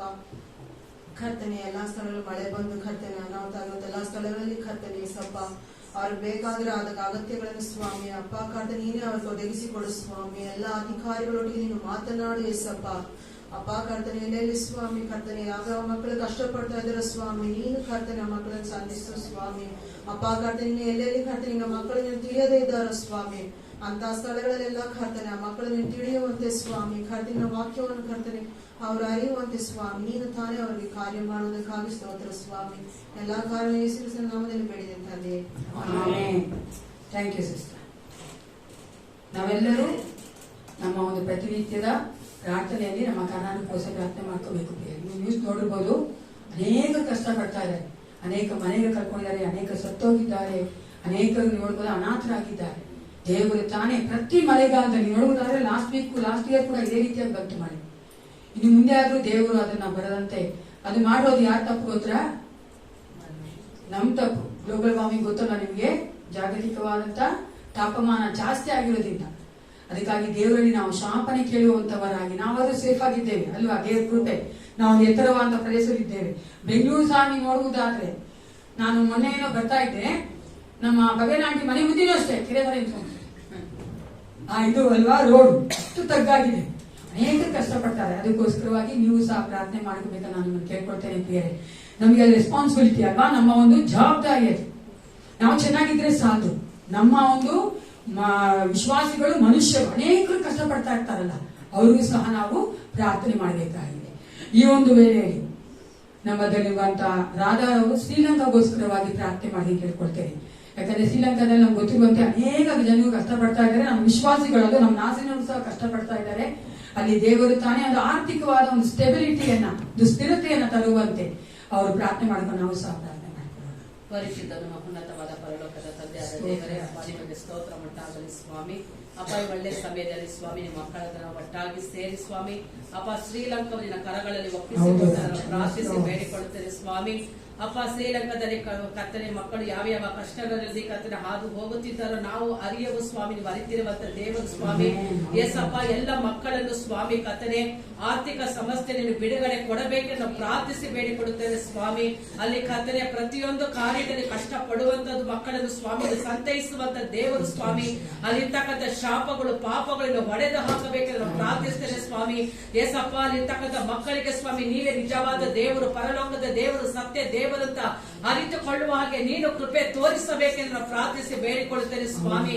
ದೇವರೇ, ಅಧಿಕಾರಿಗಳ ಹೃದಯದಲ್ಲಿ ನೀನು ಮಾತನಾಡು ಸ್ವಾಮಿ ಕರ್ತನೆ. ಅಪ್ಪ ಶ್ರೀಲಂಕಾದಲ್ಲಿ ನಡೆಸುವಂತ ಅಧಿಕಾರಿಗಳನ್ನು ಸ್ವಾಮಿ ಅಪ್ಪ ನೀನು ಕರ್ತನೆ ಸಂಧಿಸಬೇಕೆಂದು ಪ್ರಾರ್ಥಿಸ್ತೇನೆ ಸ್ವಾಮಿ. ಏಸಪ್ಪ ಶ್ರೀಲಂಕಾಕ್ಕೆ ಬೇಕಾದ ಕರ್ತನೆ ಸ್ವಾಮಿ ಆ ಸಮಸ್ಯೆಗಳನ್ನು ಬಿಡುಗಡೆ ಕೊಡುವಂತ ದೇವರು ನೀನು ಸ್ವಾಮಿ ಕರ್ತನೆ ಸ್ವಾಮಿ. ಕಣ್ಣುಗಳೆತ್ತಿ ಪರ್ವತಗಳ ಕಡೆಗೆ ನೇರಾಗಿ ನೋಡಿ ನಿನಗೆ ಸಹಾಯ ಎಲ್ಲಿಂದ ಬರುತ್ತದೆ? ಆಕಾಶ ಭೂಮಿ ಸೃಷ್ಟಿ ಮಾಡದೆ ಯೆಹೋವನಿಂದಲೇ ತಿಳಿದಿದೆ ಸ್ವಾಮಿ. ಅಪ್ಪ ನೀನು ಸಹಾಯ ಮಾಡದೆ ಹೋದರೆ ಸ್ವಾಮಿ ಮನುಷ್ಯರು ಸಹಾಯ ಮಾಡುವುದು ವ್ಯರ್ಥ ಅಂತ ನೀನು ಹೇಳಿದ್ಯಾ ಕರ್ತನೆ ದೇವರೇ. ಏಸಪ್ಪ ಶ್ರೀಲಂಕಾದಲ್ಲಿ ಎಲ್ಲ ಮಕ್ಕಳನ್ನು ಸಂಧಿಸು ಸ್ವಾಮಿ ಕರ್ತನೆ ದೇವರೇ. ಅಪ್ಪ ಮಕ್ಕಳಿಗೆ ಬೇಕಾದಂತ ಅಗತ್ಯತೆಗಳನ್ನು ಪೂರೈಸಬೇಕೆಂದು ಪ್ರಾರ್ಥಿಸ್ತೇನೆ ಸ್ವಾಮಿ. ಅಲ್ಲಿರ್ತಕ್ಕಂಥ ಸ್ವಾಮಿ ಆರ್ಥಿಕ ಸಮಸ್ಯೆ ಯೇಸುವಿನ ನಾಮದಲ್ಲಿ ತೆಗೆದು ಹಾಕು ಸ್ವಾಮಿ ಕರ್ತನೆ. ಅಪ್ಪ ಬೆಳವಣಿಗೆ ಆಗಬೇಕು ಸ್ವಾಮಿ ಶ್ರೀಲಂಕಾದಲ್ಲಿ ಕರ್ತನೆ ಸ್ವಾಮಿ. ಎಲ್ಲ ಮಕ್ಕಳು ರಕ್ಷಣೆಗೆ ಬರಬೇಕು ಸ್ವಾಮಿ ಕರ್ತನೆ. ನೀನು ಅವರನ್ನು ಸಂಧಿಸುವುದಕ್ಕಾಗಿ ಸ್ತೋತ್ರ ಸ್ವಾಮಿ. ಅಪ್ಪ ಅಲ್ಲಿರುವಂತ ಎಲ್ಲ ಮಕ್ಕಳಿಂದಾವಂತಿ ಸ್ವಾಮಿ ನಿನ್ನ ಕರಗಳಲ್ಲಿ ಒಪ್ಪಿಸಿಕೊಡುತ್ತೇನಪ್ಪ. ನಿನ್ನ ರಕ್ತದಲ್ಲಿ ನಿನ್ನ ನಾಮದಲ್ಲಿ ಮಾತ್ರ ಬಿಡುಗಡೆ ಕರ್ತನೆ. ನೀನು ಬಿಡುಗಡೆ ಮಾಡಿದರೆ ಮಾತ್ರ ಬಿಡುಗಡೆ ಆಗುತ್ತದೆ ಸ್ವಾಮಿ ಕರ್ತನೆ. ಆ ಸಮಸ್ಯೆಗಳು ನೀನು ಬಿಡುಗಡೆ ಕೊಡುವಂತ ದೇವರು ಏಕೈಕ ದೇವರು ನೀನೊಬ್ಬನೇ ಎಂದು ಸ್ವಾಮಿ ಯೇಸುವಿನ ನಾಮದಲ್ಲಿ ಪ್ರಾರ್ಥಿಸಿ ಬೇಡಿಕೊಳ್ಳುತ್ತೇನೆ ಒಳ್ಳೆಯ ತಂದೆಯೇ. Amen amen amen. ದೇವರು ಸರ್ವರಿಗೂ ದೇವರಾಗಿದ್ದಾನೆ ಅಲ್ವಾ? ಆತನ ಎಲ್ಲ ಮನುಷ್ಯ ಕುಲಕ್ಕೆ ದೇವರನ್ನ ನೇಸಪ್ಪ. ಅದಕ್ಕೋಸ್ಕರವಾಗಿ ಆತನಲ್ಲಿ ಬೇಡುವಂತಹ ಪ್ರತಿಯೊಂದು ಪ್ರಾರ್ಥನೆಗೆ ದೇವರು ಉತ್ತರ ಕೊಡುವುದಕ್ಕೆ ಶಕ್ತನಾಗಿದ್ದಾನೆ. We have to believe and pray. ನಾವು ಪ್ರಾರ್ಥಿಸುವಾಗ ನಾವು ನಂಬಬೇಕು. ನಮ್ಮ ಕಣ್ಣನಿಗೆ ಕಾಣದೇ ಇರುವಂತಹ ಅನೇಕ ಕಾರ್ಯಗಳ ದೇವರು ಅಲ್ಲಿ ಆ ಜಾಗದಲ್ಲಿ ಮಾಡ್ತಾ ಇರ್ತಾನೆ. ಪರಿಶುದ್ಧಾತ್ಮನ ಕಾರ್ಯಗಳು ಆಗಲೇ ಅದು ಪ್ರಾರಂಭಿಸ್ತದೆ. That's the power of prayer ಅಲ್ವಾ? ಅದಕ್ಕಾಗಿನೇ ಪ್ರಾರ್ಥನೆಗೆ ಬಲ ಉಂಟು. ಈಗ ಯಾರೆಲ್ಲ ವಾಕ್ಯ ಕೇಳೋದಕ್ಕೆ ಸಿದ್ಧರಾಗಿದ್ದೀರಿ? ಯಾರು ನಿದ್ದೆ ಮಾಡಿ ಸಿದ್ಧರಾಗಿದ್ದೀರಿ? ಅನೇಕ ವಿಶ್ವಾಸಿಗಳನ್ನ ನೋಡಿದ್ದೇನೆ, ವರ್ಷಿಪ್ ಚೆನ್ನಾಗಿ ಲೈವ್ ವರ್ಷಿಪ್ ಮಾಡ್ತಾ ಇರ್ತಾರೆ. ವಾಕ್ಯ ಅಂದ ತಕ್ಷಣನೇ ನಿದ್ದೆ ಮಾಡಕ್ ಸ್ಟಾರ್ಟ್ ಮಾಡ್ತಾರೆ. ಅಲ್ಲೇನಾಗಬೇಕಂದ್ರೆ ಒಬ್ಬರೇ ಮಾಡ್ತಾರಲ್ಲ, ಅವ್ರೆಲ್ಲ ಕೇಳಿಸ್ಕೋಬೇಕು. ಅದಕ್ಕೋಸ್ಕರ ಆಡಂದ್ರೆ ಎಲ್ಲರೂ ಆಡ್ತಾರಲ್ಲ, ಮಾತಾಡ್ಬೇಕಾದ್ರೆ ಒಂದು ವಾಕ್ಯ ಕೊಡ್ಬೇಕಾದ್ರೆ ಎಲ್ಲರೂ ವಾಕ್ಯ ಕೊಡ್ತಾ ಇದ್ರೆ ಯಾಕೆ ಕೇಳಿಸ್ಕೊಳೋದು? ಅದಕ್ಕೋಸ್ಕರ ನಾವು ಕೇಳಿಸ್ಕೊಳ್ತೀವಿ ಅಲ್ವಾ. ನಾವು ಕೇಳಿಸ್ಕೊಳ್ಳೋದಕ್ಕೆ ಮನ್ಸು ಮಾಡ್ಬೇಕು. ನಿದ್ದೆ ಬಂದ್ರು ಸಹ ನಿದ್ದೆ ಮಾಡಬಾರ್ದು. ನಿದ್ದೆ ಮಾಡಕ್ಕೆ ಸಮಯ ದೇವರು ಎಷ್ಟು ಅವರ್ ಕೊಟ್ಟಿದ್ದಾನೆ? ಹಲೋ, 8 ಅವರ್ ಇದೆ. ರಾತ್ರಿ ಎಲ್ಲ ನಿದ್ದೆ ಮಾಡಿಲ್ಲ ಮಾಡಿದೀರಾ? ಅವಾಗ ನಿದ್ದೆ ಮಾಡ್ಲೇಬಾರ್ದು. ನಿದ್ದೆ ಮಾಡದೇ ಇರೋರು ಮಾಡಿದ್ರು ಒಂದು ಎಕ್ಸ್ಕ್ಯೂಸ್ ಕೊಡ್ಬಾರ್ದು. ಇನ್ಫ್ಯಾಕ್ಟ್ ಮಾಡ್ಕೊಂಡ್ರೆ ಆದ್ರೂ ಪರವಾಗಿಲ್ಲಪ್ಪ ನಾವು ಮಾಡ್ಕೊಂಡಿಲ್ಲ ಅಂತ ನಿದ್ದೆ ಮಾಡಿ ಚೆನ್ನಾಗಿ ಬಂದಿರೋರು ವಾಕ್ಯ ಕೇಳೋದಕ್ಕೆ ಉತ್ಸಾಹದ ವಾಕ್ಯ ಕೇಳಬೇಕು. ವಾಕ್ಯವೆಂಬುದು ನಮ್ಮ ಜೀವಿತವನ್ನ ಕಟ್ಟುವಂತದ್ದು ಪ್ರಿಯರೇ. ಆಮೇಲೆ ನಾವು ಆರಾಧನೆ ಮಾಡುವಂತದ್ದು ದೇವರಿಗೆ ನಾವು ಆರಾಧನೆ ಮಾಡ್ತೀವಿ, ಮಯ ಪಡಿಸ್ತೇವೆ. ಆದ್ರೆ ವಾಕ್ಯವೆಂಬುದು ಆತನ ಮುಂದಿಗೆ ಮಾತನಾಡುವಂತ ಸಮಯ. ನಾವು ಆತನ ವಾಕ್ಯಗಳನ್ನು ಕೇಳ್ತೇವೆ ಅಂದ್ರೆ ಆತನ ಮಂದಿ ಮಾಡ್ತಾ ಇದ್ದಾನೆ. Is talking to us. ಅಂದ್ರೆ ನಾವು ನೋಡಿ ಅನೇಕರು ಎಷ್ಟು VIP-ಗಳು ಅಥವಾ ತುಂಬಾ ಇದಾಗಿರೋ ಮುಖ್ಯವಾಗಿರೋರು ನಮಗೆ ಅವರ ಕೆಲಸ ಆಗ್ಬೇಕಂದ್ರೆ ಎಷ್ಟು ಅಟೆಂಟಿವ್ ಆಗಿ ಕೇಳಿಸ್ಕೊಂತಿದ್ದಾನೆ. ಯಾಕೆಂದ್ರೆ ಅವ್ರಿಗಿಂತ ನಮ್ಗೆ ಪ್ರಯೋಜನ ಇದೆ. ಅದೇ ರೀತಿಯಾಗಿ ಯೇಸು ಕ್ರಿಸ್ತನ ವಾಕ್ಯವನ್ನು ನಾವು ಕೇಳಬೇಕಾದ್ರೆ ತುಂಬಾ ಅಟೆಂಟಿವ್ ಆಗಿರ್ಬೇಕು. ಯಾಕಂದ್ರೆ ಆತನಿಂದ ನಮ್ಗೆ ಏನಿದೆ ಪ್ರಯೋಜನ ಇದೆ. ಆತ ನಮ್ಮನ್ನು ಆಶೀರ್ವದಿಸಬೇಕಾ ಬೇಡವಾ? ನಾವು ಸರಿ ಹೋಗ್ಬೇಕಾ ಬೇಡವಾ? ನಾವು ಸರಿ ಹೋದ್ರೆ ಆಶೀರ್ವಾದ ಇನ್ನೂ ಅಧಿಕ ಹೋಗ್ತದೆ. ನಾವು ಸರಿ ಹೋಗ್ತಾ ಇದ್ರೆ ಆಶೀರ್ವಾದ ಕಮ್ಮಿ ಆಗ್ತಾ ಹೋಗ್ತದಲ್ಲ. ಅದಕ್ಕೋಸ್ಕರವಾಗಿ ವಾಕ್ಯವನ್ನು ಕೇಳಬೇಕು ಪ್ರಿಯರೇ. ವಾಕ್ಯ ಅನ್ಬೇಕಾದ್ರೆ ಎಲ್ಲರೂ ಮುಖಗಳು ಏನಿರ್ಬೇಕು? ಮಂದಹಾಸ, ಸಂತೋಷ ಇರ್ಬೇಕು ಅಲ್ಲ. ಸಂತೋಷವಾಗಿ ಕೇಳ್ಬೇಕು. ಅಪ್ಪ ಸ್ಟಾರ್ಟ್ ಮಾಡಿದ್ರು ಅಂತ ಹೇಳಿ ಅನ್ಕೊಂಬಾರ್ದು ಅಲ್ವಾ. ಎಲ್ಲ ವಾಕ್ಯ ಎನ್ನುವುದು ಬಹಳ ಮುಖ್ಯವಾಗಿ ವಿಶ್ವಾಸಿಗೆ ಬೇಕಾಗಿರುವಂತಹ ಕಾರ್ಯ ಪ್ರಿಯರೇ. ವಾಕ್ಯ ಇಲ್ಲ ಅಂದ್ರೆ ವಿಶ್ವಾಸಿಗಳಿಗೆ ಬೆಳೆಯೋದಿಕ್ಕೆ ಸಾಧ್ಯವಿಲ್ಲ. ಆಮೇಲೆ ಬರೀ ಪರಿಶುದ್ಧಾತ್ಮ ನಮ್ಮೊಂದಿಗಿದ್ದಾನೆ, ಕಾರ್ಯ ಮಾಡ್ತಾನೆ, ಅದ್ಭುತ ಮಾಡ್ತಾನೆ ಅಂತ ನಾವು ಚೆನ್ನಾಗಿ ಉತ್ಸಾಹದಿಂದ ಏನಂತೀವಲ್ಲ ಉದ್ಗೊಳ್ದ್ರೆ ಸಾಕು. ವಾಕ್ಯನೇ ನಮ್ಮನ್ನು ಉಬ್ಬಿಸ್ಬೇಕು. ವಾಕ್ಯ ಅನ್ನೋದು ನಿತ್ಯ ನಿರಂತರ ಇರುವಂತದ್ದು. ಅದ್ಭುತ ಬರುತ್ತೆ ಹೋಗುತ್ತೆ. ಅದ್ಭುತ ಹೋಗ್ಬಿಟ್ರೆ ಏನಾಗ್ಬಿಡ್ತೀವಿ ಸಾಕು. ಅದೇ ವಾಕ್ಯದ ನಾವು ಬಲಗೊಂಡಿದ್ದೆ ಏನೇ ಬಿರುಗಾಳಿ ಬರಲಿ, ಏನೇ ಮಳೆ ಬರಲಿ, ನಮ್ಮ ಒಂದು ಮಳೆ ಏನಾಗ ಮನೆ ಅಲ್ಲಾಡೋದಿಲ್ಲ. ಒಂದು ಕ್ಷಣ ಕಣ್ಣುಗಳನ್ನು ಮೆಚ್ಚಿಕೊಂಡು ಹಾಗೆ let's give our self to the Lord. ದೇವರಿಗೆ ನಮ್ಮನ್ನು ಒಪ್ಪಿಸಿಕೊಟ್ಟು ಏಸಪ್ಪ ನಮ್ಮನಿಗೆ ಮಾತನಾಡು ಅಂತ ಕೇಳಿದ್ದೀರಿ. ನಮ್ಮ ಕಿವಿಗಳನ್ನು ತೆರೆಯಬೇಕಂತ ಪರಿಶುದ್ಧಾತ್ಮ ನಮ್ಮ ಕಿವಿಗಳು ತೆರೆಯುವಂತೆ, ನಮ್ಮ ಒಳಗಿನ ಮನುಷ್ಯನ ಆ ಒಂದು ಕಣ್ಣುಗಳ ದೇವರು ತೆರೆಯುವಂತೆ, ವಾಕ್ಯದ ಗೂಢಾರ್ಥಗಳನ್ನು ಅರ್ಥ ಮಾಡಿಕೊಳ್ಳೋದಕ್ಕೆ ನಮ್ಮ ಮನಸ್ಸನ್ನ ಆ ಒಂದು ಜ್ಞಾನದ ಕಣ್ಣುಗಳ ದೇವರು ತೆರೆಯುವಂತೆ ನಮ್ಮನ್ನ ಒಪ್ಪಿಸಿಕೊಟ್ಟು ಕೇಳಿಕೊಳ್ಳೋಣ ಪ್ರಿಯರೇ. Honest prayer. ನೀವು ಯಥಾರ್ಥವಾಗಿ ಪ್ರಾರ್ಥನೆ ಮಾಡುವುದಾದರೆ ದೇವರು ನಾವು ಪ್ರಾರ್ಥನೆ ಕೇಳಿ ಉತ್ತರಿಸುತ್ತಾನೆ. ನಮಗೆ ವಾಕ್ಯದ ಗೂಢಾರ್ಥವನ್ನು ತಿಳಿಸಿಕೊಡುತ್ತಾನೆ. ಆ ವಾಕ್ಯವನ್ನು ನಾವು ಯಾವ ರೀತಿಯಾಗಿ ಅಳವಡಿಸಿಕೊಂಡು ಮುಂದಿನ ಎಲ್ಲಾ ದಿನಗಳಲ್ಲಿ ಜೀವಿಸಬೇಕೆ ನಮಗೆ ಸಹಾಯ ಮಾಡುತ್ತಾನೆ. ಪರಿಶುದ್ಧನೇ, ಮಹೋನ್ನತನೇ, ಸರ್ವೋತ್ತಮನೇ, ಈ ಒಂದು ಸಮಯದಲ್ಲಿ ನಮ್ಮೊಂದಿಗೆ ಮಾತನಾಡು. ಎಸಪ್ಪ, ನಾವು ನಿನ್ನ ವಾಕ್ಯ ಕೇಳುವುದಕ್ಕಾಗಿ ಸಿದ್ಧರಾಗಿದ್ದೇವೆ. ನಿನ್ನ ವಾಕ್ಯ ನಮಗೆ ಬೇಕು. ಪರಿಶುದ್ಧಾತ್ಮನೇ, ಆ ವಾಕ್ಯದ ಎಲ್ಲ ಒಂದು ಕರ್ತನೆ ಅರ್ಥವನ್ನು ನಾವು ಮಾಡಿಕೊಳ್ಳುವಂತೆ ಕಾರ್ಯ ಮಾಡು. ಪ್ರತಿಯೊಬ್ಬರಲ್ಲಿ ಮಾತನಾಡು ರಾಜ. ನಾವು ಮಹಿಮೆ ಆಗಬೇಕು. ನಮ್ಮ ಜೀವನದ ಮೂಲಕವಾಗಿ ನಾವು ವಾಕ್ಯಗಳನ್ನು ಅಳವಡಿಸಿಕೊಂಡು ಜೀವಿಸುವಂತಹ ಜೀವನದ ಮೂಲಕವಾಗಿ ನಾವು ಮಹಿಮೆ ಆಗಬೇಕೇಸಪ್ಪ. ನೀನು ಪ್ರತಿಯೊಬ್ಬರನ್ನ ಅಭಿಷೇಕಿಸುವ ವಾಕ್ಯದಿಂದ ಕರ್ತನೆ ಯೇಸುವಿನ ನಾಮದಲ್ಲಿ ಪ್ರಾರ್ಥಿಸ್ತೇನೆ. ಒಳ್ಳೆಯ ಬಿತ್ತನೆ. ಒಂದ್ಸಾರಿ ಒಬ್ಬ ಬಡ ಅಜ್ಜಿ ಇದ್ರು. ಅವ್ರು ಪ್ರಾರ್ಥನೆ ಮಾಡುವ ವಿಶ್ವಾಸ, ಚೆನ್ನಾಗಿ ಪ್ರಾರ್ಥನೆ ಮಾಡುವಂತ, ಎಲ್ಲರಿಗೂ ಪ್ರಾರ್ಥನೆ ಮಾಡ್ತಾ ಇದ್ರು. ಅವ್ರ ಮನೆ ಪಕ್ಕದಲ್ಲಿ ಒಬ್ಬ ನಾಸ್ತಿಕ ಇದ್ದ, ಒಬ್ಬ ಎಥಿಸ್ಟ್. ಅದೇ ದೇವ್ರನ್ನೇ ನಂಬ್ದೇವ್ರು. ಅವ್ನಿಗೆ ಯಾವಾಗಲೂ ಕೋಪ. ಯಮ್ಮ ಪ್ರೇಯರ್ ಮಾಡೋದು. ಆ ಯಮ್ಮ ಯಾವಾಗಲೂ ಹೇಳ್ತಾ ಇದ್ದ, ಪ್ರೇಯರ್ ಮಾಡಬೇಡ ನೀನು. ಆ ಯಮ್ಮ ಕೇಳ್ತಾ ಇಲ್ಲ. ಕೆಲವೊಮ್ಮೆ ವಿಶ್ವಾಸ ಪ್ರೇಯರ್ ಮಾಡ್ತಾನೆ ಇದ್ದ. ಇವ್ನು ತುಂಬಾ ಬೇಜಾರಾಗ್ಬಿಟ್ಟಿತ್ತು ನಾಸ್ತಿಕರಿಗೆ. ಒಂದ್ಸಲ ಯಮ್ಮ ಮಾಡ್ತಾ ಇದ್ದು. ಯಾಕಂದ್ರೆ ಪಕ್ಕದ ಮನೆನೇ, ಯಾಕಂದ್ರೆ ಅವ್ನು ಕೇಳಿಸುತ್ತೆ, ಎಲ್ಲ ಪ್ರೇಯರ್ ಮಾಡೋದೆಲ್ಲ ಕೇಳಿಸುತ್ತೆ ಅವ್ರಿಗೆ. ಆ ಯಮ್ಮ ಪ್ರಾರ್ಥನೆ ಮಾಡ್ತಾ ಇದ್ರು. ಆ ಯಮ್ಮನಿಗೆ ರೇಷನ್ ಇಲ್ಲ ಮನೆಯಲ್ಲಿ, ಗ್ರಾಸರಿಗಳಿಲ್ಲ. ಅದಕ್ಕೆ ಏಸಪ್ಪ ನಂಗೆ ರೇಷನ್ ಬೇಕು, ರೇಷನ್ಗಾದ್ರೂ ಕೊಡಿಸ್ಬೇಕು ನೀನೇ ಅಂತ ಪ್ರಾರ್ಥನೆ ಮಾಡ್ತಾ ಇದ್ರು. ನಾಸ್ತಿಕನಿಗೆ ಒಂದು ಐಡಿಯಾ ಬಂತು. ಹೆಂಗಾದ್ರೂ ಯಮ್ಮ ಬುದ್ಧಿ ಕಳಿಸ್ಬೇಕು ಅಂತ ಆತ ತೆಗೆದುಕೊಂಡ್ಬಂದು ಆ ಮನೆ ಬಾಗಿಲ ತೆಗೆದ್ಬಿಟ್ಟ. ಆ ಯಮ್ಮ ಹೊರಗಡೆ ಬಂದು ನೋಡಿದ ತಕ್ಷಣ ಎಷ್ಟು ಸಂತೋಷ ಆಗಿ ಸ್ಟಾರ್ಟ್ ಮಾಡಿದ್ರು ಪ್ರೇರ್ ಮಾಡಕ್ಕೆ, ದೇವರಿಗೆ ಪ್ರೇಸ್ ಮಾಡಕ್ಕೆ, ದೇವ್ರನ್ನ ಥ್ಯಾಂಕ್ಸ್ ಮಾಡಕ್ಕೆ ಸ್ಟಾರ್ಟ್ ಮಾಡ್ಬಿಟ್ರು. ಸ್ತೋತ್ರ ಮಾಡಿದೆ. ಅವ್ನು ಬಚ್ಚಿಕೊಂಡಿದ್ದ. ಒಳಗೆ ಬಂದ. ಏನಂಜಿ ಕೊಡ್ಸಿದ್ದು ನಾನು, ದೇವ್ ಥ್ಯಾಂಕ್ಸ್ ಮಾಡ್ತಾ ಇದ್ದೆ ನೀನು. ಅಮ್ಮ ಒಂದೇ ಒಂದು ಮಾತಾಡಿ, ಸೈತಾನ ಕೂಡ ದೇವರಿಗೆ ನಾನು ದೇವ್ರು ಕೊಡ್ಸಕ್ಕಾಗತ್ತಲ್ಲ, ಅದಕ್ಕೋಸ್ಕರ ದೇವ್ರು ಸ್ತೋತ್ರ ಮಾಡ್ತಾ ಇದ್ದೀನಿ ಅಂತ. ನನ್ನ ದೇವ್ರು ಎಷ್ಟು ದೊಡ್ಡವನು ಅಲ್ಲ. ನಾನು ಏಸಪ್ಪನ್ ಕೇಳಿ ಮಾತಾಡಕ್ ಆಗಲ್ಲ ಅನ್ನೋ ವ್ಯಕ್ತಿನೇ ಇಲ್ಲ ಲೋಕದಲ್ಲಿ. ಎಲ್ಲರನ್ನ ಕೂಡ ನಾನು ಏಸಪ್ಪನ್ ಕೇಳಿ ಮಾತಾಡಕ್ಕಾಗುತ್ತೆ. ನಾವೇ ನಮ್ಮನ್ನ ನಾವು ಅನ್ಕೊಂಡ್ಬಿಡ್ತೀವಲ್ಲ, ಚಿಕ್ಕ ಇಸ್ಕೊತೀವಿ, ಅವ್ರು ನಾನು ಏಸಪ್ಪನ್ ಕೇಳಿ ಮಾತಾಡಕ್ಕಾಗುತ್ತೆ. ತುಂಬಾ ಕಠಿಣ ಸಿಸ್ಟರ್, ನಾನ್ ಕೇಳಿದೀನಿ ನನ್ನ ಸೇವೆಯಲ್ಲಿ, ನನ್ ಬೇಜಾರಾಗೋ ಅದೇ ವಿಷಯನೇ. ನಾನ್ ಕೇಳಿ ಅವ್ರ ಕೇಳಿ ಆಗೋದೇ ಇಲ್ಲ ಸಿಸ್ಟರ್, ಅಷ್ಟು ಕಠಿಣ ಗೊತ್ತಾ ಅವ್ರು. ಅವ್ರು ಸೇವೆ ಮಾಡ್ತಾರೆ ಗೊತ್ತಾ, ದೇವ್ರು ಅವ್ರ ಮಾತೇ ಕೇಳೋದು. ಸೇವೆ ಮಾಡಿದ ಮಾತ್ರಕ್ಕೆ ದೇವ್ರು ಅವ್ರ ಮಾತ್ರ ಪ್ರಾರ್ಥನೆ ಕೇಳ್ತಾರೆ, ನಮ್ ಪ್ರಾರ್ಥನೆ ಕೇಳಲ್ವಾ? ಸೇವೆ ಮಾಡ್ಕೊಂಡೆ ನೀ ಸರಿ ಇಲ್ಲ ಅಂದ್ರೆ ಯಾರು ಪ್ರಾರ್ಥನೆ ಕೇಳ್ತಾರೆ ಪ್ರಿಯರೇ? ಸರಿಯಾಗಿರುವಂತ ಯಥಾರ್ಥವಾಗಿ ದೇವರು ಒಪ್ಪಿಸ್ಕೊಟ್ಟು ಜೀವಿಸುವಂತ ಪ್ರಾರ್ಥನೆ ದೇವ್ರು ಕೇಳೋದು. ನಾವೇ ಹೇಳ್ಬಿಡ್ತೀವಿ ಅಲ್ಲ. ಇಲ್ಲಿ ಆ ಅಜ್ಜಿಗೆ ಎಷ್ಟು ದೇವರ ಒಂದು ನಂಬಿಕೆ ಇತ್ತು. ಸೈತಾನು ಸಹ ಆಕೆ ದೇವರ ಪ್ರಾರ್ಥನೆ ಕೇಳಿ ಸೈತಾನ ಕೊಡ್ಸಕ್ಕಾಗತ್ತೆ ಅಂತ ಆಕೆ ನಂಬ್ಕೊಂಡು.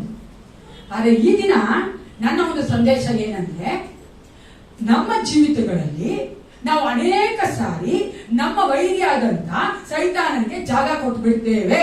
ಆಮೇಲೆ ಒಬ್ಬರೇ ಒಬ್ರು ಆಮೇಲೆ ಒಂದು ಜಾಗ ಕೊಟ್ಟೇ ಇಲ್ವಾ? ಕೊಟ್ಟಿದ್ದೀರ್ತಾನೆ, ಕೊಟ್ಬಿಡ್ತಿರ್ತಾನೆ. ಅದನ್ನೇ ನಾವು ಇದೇ ನೋಡಕ್ ಹೋಗ್ತೇವೆ. ನಮ್ಮ ಸತ್ಯವೇದದಲ್ಲಿ ಕೆಲವೊಂದು ವ್ಯಕ್ತಿಗಳು ಈ ಕಾರ್ಯವನ್ನು ಮಾಡಿದ್ದಾರೆ. ನಮ್ಮ ಜೀವಿತದಲ್ಲಿ ಸೈತಾನ ಅಂತ ನಮ್ಮ ವೈರಿಗೆ ಒಂದು ಜಾಗ ಕೊಟ್ಬಿಟ್ಟಿದ್ದಾರೆ. ಮೊದಲನೇದಾಗಿ 2 ಅರಸರುಗಳು 18ನೇ ಅಧ್ಯಾಯ 1ನೇ ವಚನ. 2 Kings chapter 18 verse 1. ಇಸ್ರಾಯೇಲರ ಅರಸನು ಏಲನ ಮಗನೂ ಆದ ಹೋಶೇಯನ ಆಳ್ವಿಕೆಯ 3ನೆಯ ವರುಷದಲ್ಲಿ ಯಹೂದ ರಾಜನಾದ ಆಹಾಜನ ಮಗ ಹಿಜ್ಕೀಯನು ಆಳತೊಡಗಿದನು. ಸಾಕು. ಯಾರ ಬಗ್ಗೆ ನೋಡ್ತೀವಿ ಇಲ್ಲಿ? ದ ಕಿಂಗ್ ಎಜೆಕಿಯಾ, ಅಂದ್ರೆ ಎಜಿಕಿಯನ ಕುರಿತಾಗಿ ನಾವು ನೋಡ್ತೇವೆ. ಈ ಒಬ್ಬ ಕಿಂಗ್ ಯಾರಾಗಿದ್ದನು? ಈ ಒಬ್ಬ ಎಜೆಕಿಯಾ ಕಿಂಗ್ ಹೂ ವಾಸ್ ಹಿ ಅಂದ್ರೆ ಅದನ್ನ ಏನಾಗಿದ್ದನು, ಯಾರಾಗಿದ್ದನು ನೋಡ್ಬೇಕಾದ್ರೆ ಅದೇ ಅಧ್ಯಾಯದಲ್ಲಿ 3ನೇ ವಚನ ಓದಿ.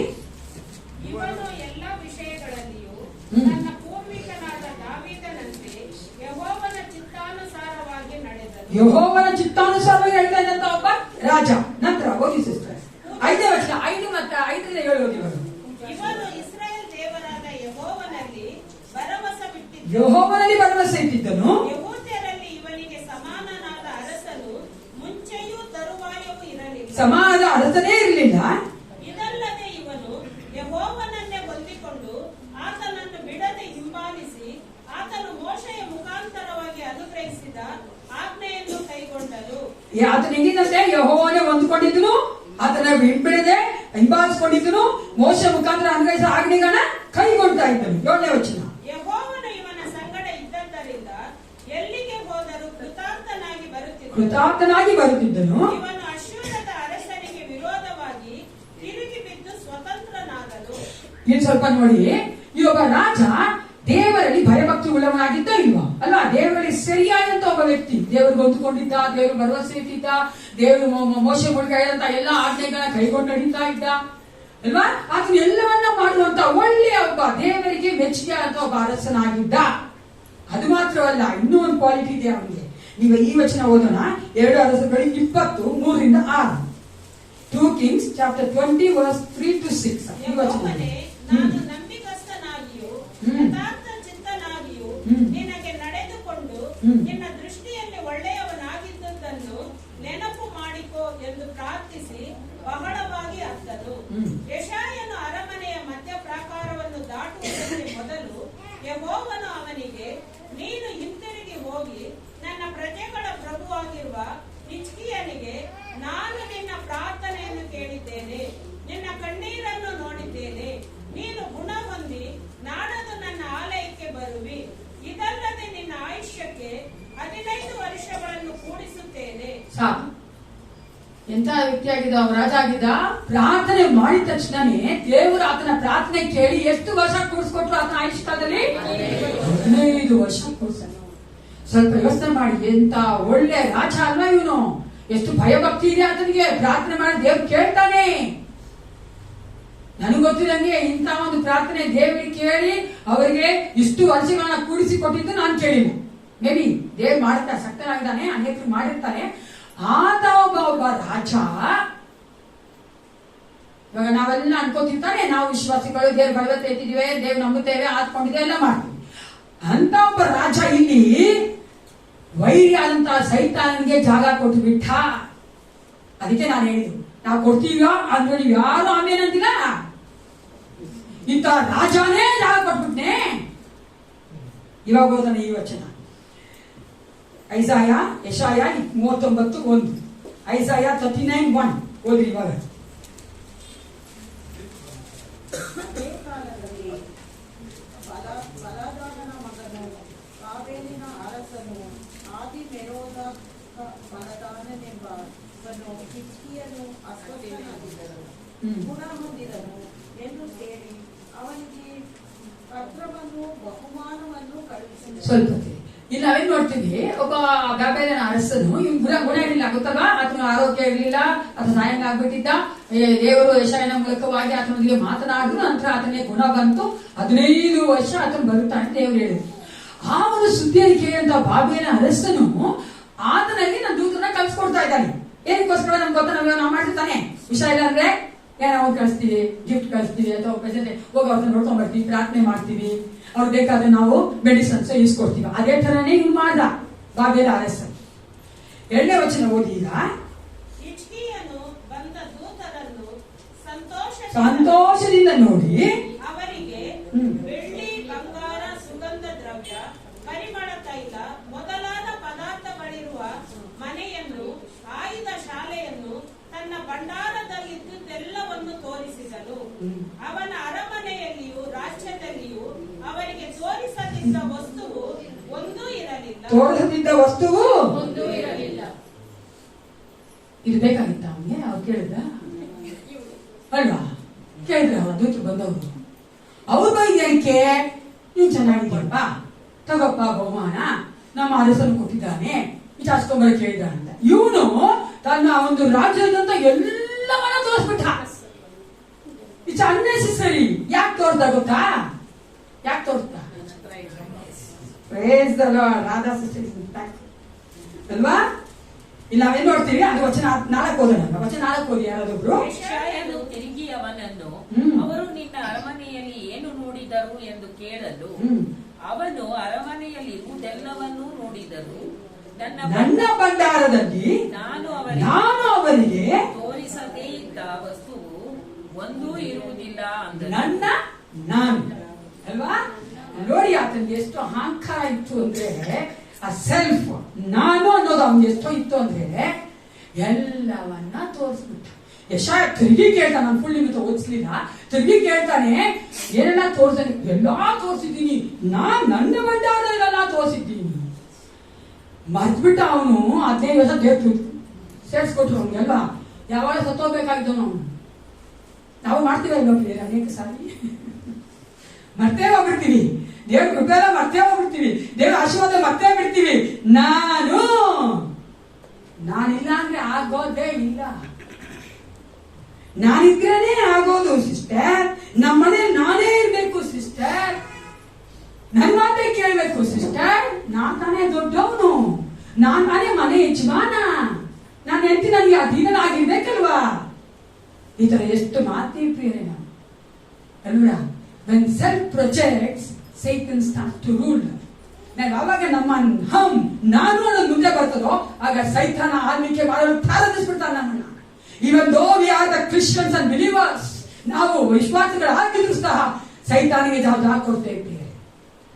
ನನ್ಗೊಂದು ಕುಟುಂಬ ಗೊತ್ತು, ಅವರು ತಮಿಳ್ ಅವರು. ಅವ್ರ ಮನೇಲಿ ಹೆಂಗಿದ್ರು ಅಂದ್ರೆ, ಅವ್ರ ಗಂಡ ಅವ್ರ ಹೆಂಡತಿಗೆ ಅವ್ರ ಗಂಡ ಎಲ್ಲಿ ಕೆಲಸ ಮಾಡ್ತಾನೆ ಅಂತ ಗೊತ್ತಿರ್ಲಿಲ್ಲ.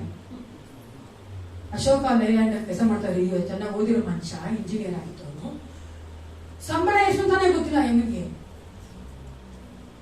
ಅದ್ರ ಮೇಲೆ ಇನ್ನೊಂದೇನ್ ಗೊತ್ತಾ, ಮದುವೆ ಆಗಿ 2 ಮಕ್ಕಳು ಇದ್ರು ಅವ್ರಿಗೆ, ಗಂಡು ಮಕ್ಕಳು. ಆದ್ರೂ ಸಹ ಆಯಪ್ಪ ತನಗೋಸ್ಕರ ಒಂದು ಕಬೋರ್ಡ್ ಇಟ್ಕೊಂಡು ಬೀಗ ಹಾಕೊಂಡ್ಬಿಡ್ತಾ ಇದ್ದ. ನನ್ಗೆ ಆಯಪ್ಪ ತುಂಬಾ ಆಶ್ಚರ್ಯ ಆಯ್ತು, ತುಂಬಾ ಆಶ್ಚರ್ಯ ಆಯ್ತು ನನ್ಗೆ. ಆಯಪ್ಪ ಬೀಗ ಹಾಕೊಂಡ್ಬಿಡ್ತಾ ಇದ್ದ. ಅದ್ರ ಮೇಲೆ ಇನ್ನೇನ್ ಮಾಡ್ತಾ ಇದ್ದ ಗೊತ್ತಾ, ತಾನು ಹೋಗಿ ಏನೋ ಇಸ್ಕೊಂಡ್ರೆ ಎಲ್ಲ ಬ್ರ್ಯಾಂಡೆಡ್, ತನ್ನ ಮಕ್ಕಳಿಗೂ ತನ್ನ ಹೆಂಡತಿಗೆ ಎಲ್ಲ ಲೋಕಲ್. ನನ್ಗೆ ತುಂಬಾ ಆಶ್ಚರ್ಯ ಆಯ್ತು. ಎಷ್ಟು ಸೆಲ್ಫ್ ಓರಿಯೆಂಟೆಡ್ ಆಗಿದ್ದಾರಲ್ವಾ, ಸೆಲ್ಫಿಶ್ ಆಗಿದ್ದಾರೆ. ನಾನು ಅನ್ನೋದಾಗಿತ್ತು ಎಷ್ಟೋ ಇದೆ.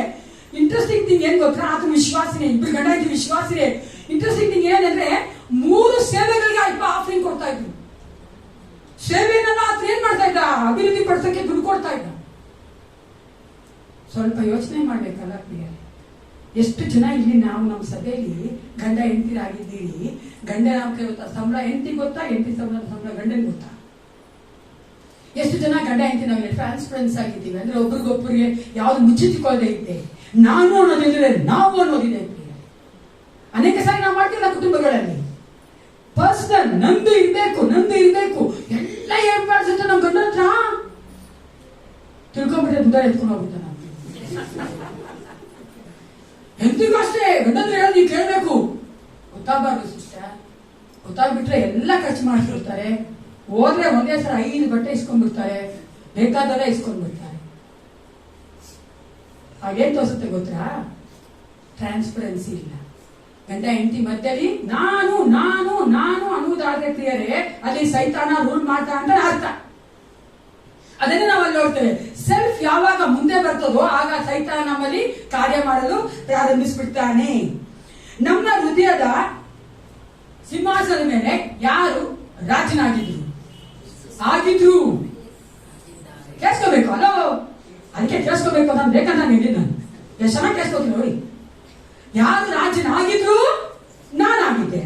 ನಾನು ಹಾಗೆ ಆಗಿದ್ದೆ. ಅನಿತಾ ಮೊದಲು ನನ್ನ ಸಿಂಹಾಸನ ಅನಿತಾನೇ ರಾಣಿ. ರಾಜ ರಾಣಿ ಅಂತ ರಾಣಿ ನಾನು.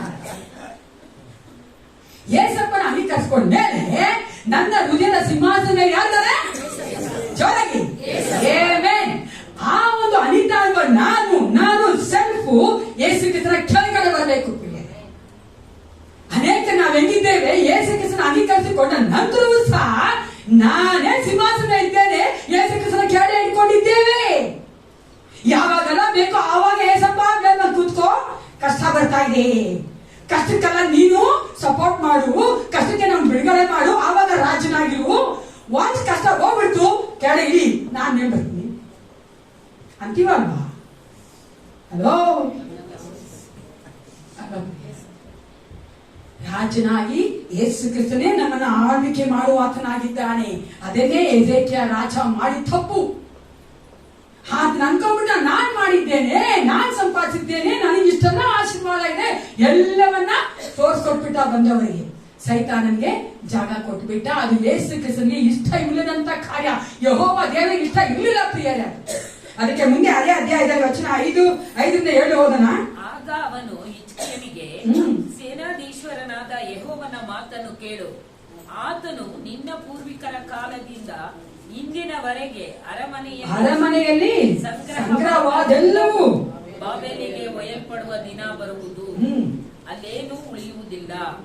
ಬಾಬೆಲಿನ ಅರಸರು ಬಂದು ನೀನು ಪಡೆದ ಮಕ್ಕಳನ್ನು ತೆಗೆದುಕೊಂಡು ಹೋಗಿ ಅವರನ್ನು ತಮ್ಮ ಅರಮನೆಯಲ್ಲಿ ಕಂಚುಕಿಗಳನ್ನಾಗಿ ನೇಮಿಸಿಕೊಳ್ಳುವರು ಅನ್ನುತ್ತಾನೆ ಎಂದು ಹೇಳಿದ. ಎಜೇಕಿಯ ರಾಜನು ಯಾವಾಗ ಸೈತಾನಿಗೆ ಜಾಗ ಕೊಟ್ಟನೋ ಆಗ ದೇವರ ಆಶೀರ್ವಾದವನ್ನ ಕಲ್ತ್ಕೊಂಡ ಪ್ರಿಯರೇ. ಅದೇ ರೀತಿಯಾಗಿ ನಮ್ಮ ಜೀವಿತಗಳು ಸಹ ನಾವು ಆಗ ಏನ್ ಮಾಡ್ತೀವಿ, ಸೈತಾನಿಗೆ ನಮ್ಮ ಸೆಲ್ಫ್ ಅನ್ನ ಕೊಡ್ತೇವಲ್ಲ, ನಾನು ನಾನು ಅಂತ ಹೇಳ್ತಿರ್ತೀವಲ್ಲ, ಆಗ ದೇವರ ಆಶೀರ್ವಾದವನ್ನು ನಾವು ಕಳ್ಕೊಳ್ತೇವೆ. ಆಮೇಲೆ ದೇವರ ಆಶೀರ್ವಾದ ನಮ್ಮಲ್ಲಿ ನಿತ್ಯವೂ ನಿರಂತರವೂ ಕಂಟಿನ್ಯೂಸ್ ಆಗಿರ್ಬೇಕಂದ್ರೆ ನನ್ನ ಸೆಲ್ಫ್ ಅನ್ನ ಯಾವಾಗಲೂ ಏಸಪ್ಪನ ಕೆಳಗಡೆ ಇರ್ಬೇಕು. ದೇವರ ವಾಕ್ಯ ತುಂಬಾ ಸುಂದರವಾಗಿ ಹೇಳ್ತಾರೆ, ನಾವು ಯಾರಿಗೆ ಹಾಲಾಗಿದ್ದೇವೆ, ಗುಲಾಮರಾಗಿದ್ದೇವೆ. ಯಾರಿಗಾಗಿದ್ದೇವೆ ಗುಲಾಮರಾಗಿ? ನಾವು ಯೇಸು ಕ್ರಿಸ್ತನಿಗೆ ಗುಲಾಮರಾಗಿದ್ದೇವೆ. ದೇವರಿಂದ ಬರಕ್ಕೆ ಮುಂಚಿತವಾದರೂ ನಾವು ಸೈತಾನಿಗೆ, ನಮ್ಮ ಅಂಗಾಂಗಗಳಿಗೆ, ನಮ್ಮ ಒಂದು ಸ್ವ ಇಚ್ಛೆಗೆ ನಾವು ಗುಲಾಮರಾಗಿದ್ವಿ. ಆದ್ರೆ ಈಗ ನಾವು ಯೇಸು ಕ್ರಿಸ್ತನ ಗುಲಾಮರಾಗಿದ್ದೇವೆ. ನಾವು ಸಂತೋಷವಾಗಿ ನಮ್ಮ ಒಂದು ಸೆಲ್ಫ್ ಅನ್ನ ಆ ದೇವರ ಕೆಳಗಡೆ ಇಡಬೇಕು. ಯೇಸು ಕ್ರಿಸ್ತನ ಕೆಳಗಡೆ ಇಡೋಕೆ ಆಸೆ ಪಡಬೇಕು. ದೇವರಿಗೆ ನಾವು ಯಾವಾಗ ಸೈತಾನಿಗೆ ಯಾವಾಗ ನಾವು ಜಾಗ ಕೊಡ್ತೇವೆ, ನಮ್ಮ ಸೆಲ್ಫ್ ನಾವು ಮುಂದೆ ಇಟ್ಟಾಗ. ಆಮೇಲೆ ಮೊದಲಾಗಿ ಯಾವಾಗ ನಾವು ಸೈತಾನಿಗೆ ಜಾಗ ಕೊಡ್ತೇವೆ ಅಂತೆ, ನಾನು ಅನ್ನೋದು ಬರ್ಬೇಕಾದ್ರೆ, ನಾನು ಅಧಿಕವಾಗಿ ಬರ್ಬೇಕಾದ್ರೆ ನಾವು ಸೈತಾನ ಜಾಗ ಕೊಡ್ತೇವೆ. ಎರಡನೇದಾಗಿ ಇನ್ನೊಬ್ಬ ವ್ಯಕ್ತಿ ನೋಡೋಣ. ಆದಿಕಾಂಡ 3:6 ವಚನ. Genesis chapter 3:6. ಆಗ ಸ್ತ್ರೀಯು ಆ ಮರದ ಹಣ್ಣು ತಿನ್ನುವುದಕ್ಕೆ ಉತ್ತಮವಾಗಿಯೂ ನೋಡುವುದಕ್ಕೆ ರಮ್ಯವಾಗಿಯೂ ಜ್ಞಾನೋದಯಕ್ಕೆ ಅಪೇಕ್ಷಿಸತಕ್ಕದ್ದಾಗಿಯೂ ಇದೆ ಎಂದು ತಿಳಿದು ಅದನ್ನು ತೆಗೆದುಕೊಂಡು ಸಂಗಡ ಇದ್ದ ಗಂಡನಿಗೂ ಕೊಡಲು ಅವನು ತಿನ್ನಲು. ಅವ್ರ ಗಂಡನ ಹೆಸರೇನು? ಅವ್ರ ಗಂಡನ ಹೆಸರೇನಪ್ಪ? ಗಂಡಸ್ರ ಆದಾಮ್ ತಾನೆ. ಎಷ್ಟು ಬುದ್ಧಿವಂತ ಅಂದ್ರೆ, ಎಲ್ಲಿ ಆದಾಮ್ ಅಂದ್ರೆ ಆದಾಮ್ ಮಾಡಿದಾರೆ ಹೇಳ್ಬಿಡ್ತೀನೋ ಅಂತ ಅವ್ರು ಹೇಳ್ತಾ ಇಲ್ಲ, ಅವ್ರು ಹೇಳೋದ್ರೆ ಆದಾಮ ಯಾರು ಅಂತ ನೋಡ್ಬೇಕಾದ್ರೆ ಮೊದಲೇದಾಗಿ ಹೆಸರೆಲ್ಲ ಓದೋದು ಬೇಡ, ಗೊತ್ತಿರೋ ವಚನಗಳೇ. 2ನೇ ಅಧ್ಯಾಯದ 15ನೇ ವಚನ ಹೇಳ್ತಾರೆ, ಸರ್ವಶಕ್ತನಾದ ದೇವರು ಆತನನ್ನ ಸೃಷ್ಟಿ ಮಾಡಿದನು. ಆದಾಮನು ಯಾರಾಗಿದ್ರು?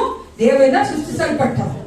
2:17 ಹೇಳ್ತದೆ, ದೇವರಿಂದ ಆತನು ಆ ಒಂದು ರೆಸ್ಪಾನ್ಸಿಬಿಲಿಟಿ, ಜವಾಬ್ದಾರಿನ ಹೊಂದಿಕೊಂಡಂತ ಒಬ್ಬ ಮೊದಲನೇ ವ್ಯಕ್ತಿ. ಆಮೇಲೆ ಎಷ್ಟು ಒಂದು ಪ್ರಿವಿಲೇಜ್ ಅಲ್ಲ, ದೇವರು ಆತನ ನೋಡಿ ಒಂದು ಜವಾಬ್ದಾರಿ ಕೊಡ್ತಾ ಇದ್ದಾರೆ. ಏನ್ ಜವಾಬ್ದಾರಿ ಕೊಟ್ಟ ಅಲ್ಲಿಂದ ನಿಮ್ಗೆ ಗೊತ್ತಾ? ಏನ್ ಕೊಟ್ಟ? ದೊರೆತನ ಮಾಡ್ಬೇಕು, ತೋಟವನ್ನ ಕಾಯ್ಕೊಳ್ಬೇಕು ಅಲ್ವಾ? 2:19 ಹೇಳ್ತಾರೆ, ಅದು ಮಾತ್ರ ಅಲ್ಲ, ದೇವರನ್ನು ಪ್ರಿವಿಲೇಜ್ ಕೊಟ್ಟರು, ಅಂದ್ರೆ ಒಂದು ಸೌಭಾಗ್ಯದ ಒಂದು ಕೃಪೆಯನ್ನು ಕೊಟ್ಟರು. ಏನಂತ? ಎಲ್ಲ ಪ್ರಾಣಿಗಳಿಗೆ ಹೆಸರಿಡುವಂತ ಒಂದು ಪ್ರಿವಿಲೇಜ್ ದೇವರು ಕೊಟ್ಟರು. ದೇವಾಕ್ಯ ಹೇಳ್ತಾರೆ, ಅವನೇನು ಹೆಸರಿಟ್ಟು ಆ ದೇವರವರೆಗೂ ಬಂದಿದೆ. ಅದು ಮಾತ್ರವಲ್ಲ, 2:23 ನೋಡ್ತೇವೆ, ದೇವರು ಸುಂದರವಾದಂತ ಒಂದು ಸಂಗಾತಿಯನ್ನ ಕೊಟ್ಟರು. ಎಲ್ಲವನ್ನ ಆತನು ಹೊಂದ್ಕೊಂಡಿದ್ದ ಅಲ್ವಾ? ದೇವರಿಂದಲೇ ತೆಗೆದುಕೊಂಡ ಎಲ್ಲ ದೇವರು ತೆಗೆದುಕೊಂಡ ಒಬ್ಬ ವ್ಯಕ್ತಿ, ಮೊಟ್ಟ ಮೊದಲನೆಯ ವ್ಯಕ್ತಿ, ಎಲ್ಲವನ್ನ ದೇವರಿಂದ ಹೊಂದಿಕೊಂಡವನು. ಸೈತಾನ್ ಜಾಗ ಕೊಡಕ್ಕಾಗತ್ತಾ? ಈ ವಚನ ಓದಿಕೊಳ್ಳೋಣ. ಅದೇ ಹೊರಟ ಹೋದ್ರಲ್ಲ, 3:6 ಹೇಳ್ತಾರೆ, ಅವಳು ತೆಗೆದುಕೊಂಡ್ಲ ಅವನನ್ನ. ಯಾರು ಕೊಡ್ಲಂತೆ? ಕೂಡ ಇದ್ದಂತ ಗಂಡನಿಗೆ ಕೊಟ್ಟು. ಆದಾಮನು ಆ ಹಣ್ಣು ತೆಗೆದುಕೊಳ್ಳುವುದರ ಮೂಲಕವಾಗಿ ಸೈತಾನಿಗೆ ಜಾಗ ಕೊಟ್ಬಿಟ್ಟ. ಸ್ವಲ್ಪ ಯೋಚನೆ ಮಾಡಿದ್ರೆ ಪ್ರಿಯ, ಯಾವಾಗಾದ್ರೂ ಆ ಒಂದು ಸೈತಾನನು ಆದಾಮ ಹತ್ರ ಹೋಗ್ತೀರಾ, ಅವಳ ಹತ್ರ ಯಾಕೆ ಹೋದ? ಅಲ್ವಾ? ಆದಾಮ ಹತ್ರ ಹೋಗ್ಬೇಕಾಯ್ತಲ್ಲ. ಫಸ್ಟ್ ಆದಾಮ ತಾಯಿ ದೇವರಿಂದ ಒಂದು ಆಜ್ಞೆ ಪಡೆದುಕೊಂಡವನು. ಅಮ್ಮ ರೈಟ್? ಫಸ್ಟ್ ದೇವರು ಅವಳಿಗೆ ಕೊಟ್ಟಿದ್ದು ಇದನ್ನ ಆಜ್ಞೆನ. ಅಲ್ಲಿ ದೇವವಾಕ್ಯ ಹೇಳ್ತಾ ಇಲ್ಲ, ಅಲ್ಲಿ ದೇವರು ಅವಳಿಗೆ ಕೊಟ್ಟುದ. ಮೇ ಬಿ ಆದಾಮನ ಮೂಲಕವಾಗಿ ಅವಳ ಒಂದು ಆಜ್ಞೆಯನ್ನ ಪಡೆದುಕೊಂಡಿರ್ಬಹುದು. ಆದ್ರೆ ಇಲ್ಲಿ ಆದಾಮನು ಆ ಒಂದು ಹಣ್ಣು ತಿನ್ನುವುದರ ಮೂಲಕವಾಗಿ ಸೈತಾನಿಗೆ ಜಾಗ ಕೊಟ್ಟ. ಯಾಕೆ? ಆನನ್ನ ತಿಂದ. ಯಾಕೆ ತಿಂದ? ಹಲೋ, ಯಾಕೆ ತಿಂದಿರ್ಬಹುದು? ಸಂಗಾತಿ ಕೊಟ್ಟರು ತಿಂದಿದ್ದಾರಂತೆ. ತಾಯಿ ಕೂಡ ತಿಂದಾಗಿಲ್ಲ.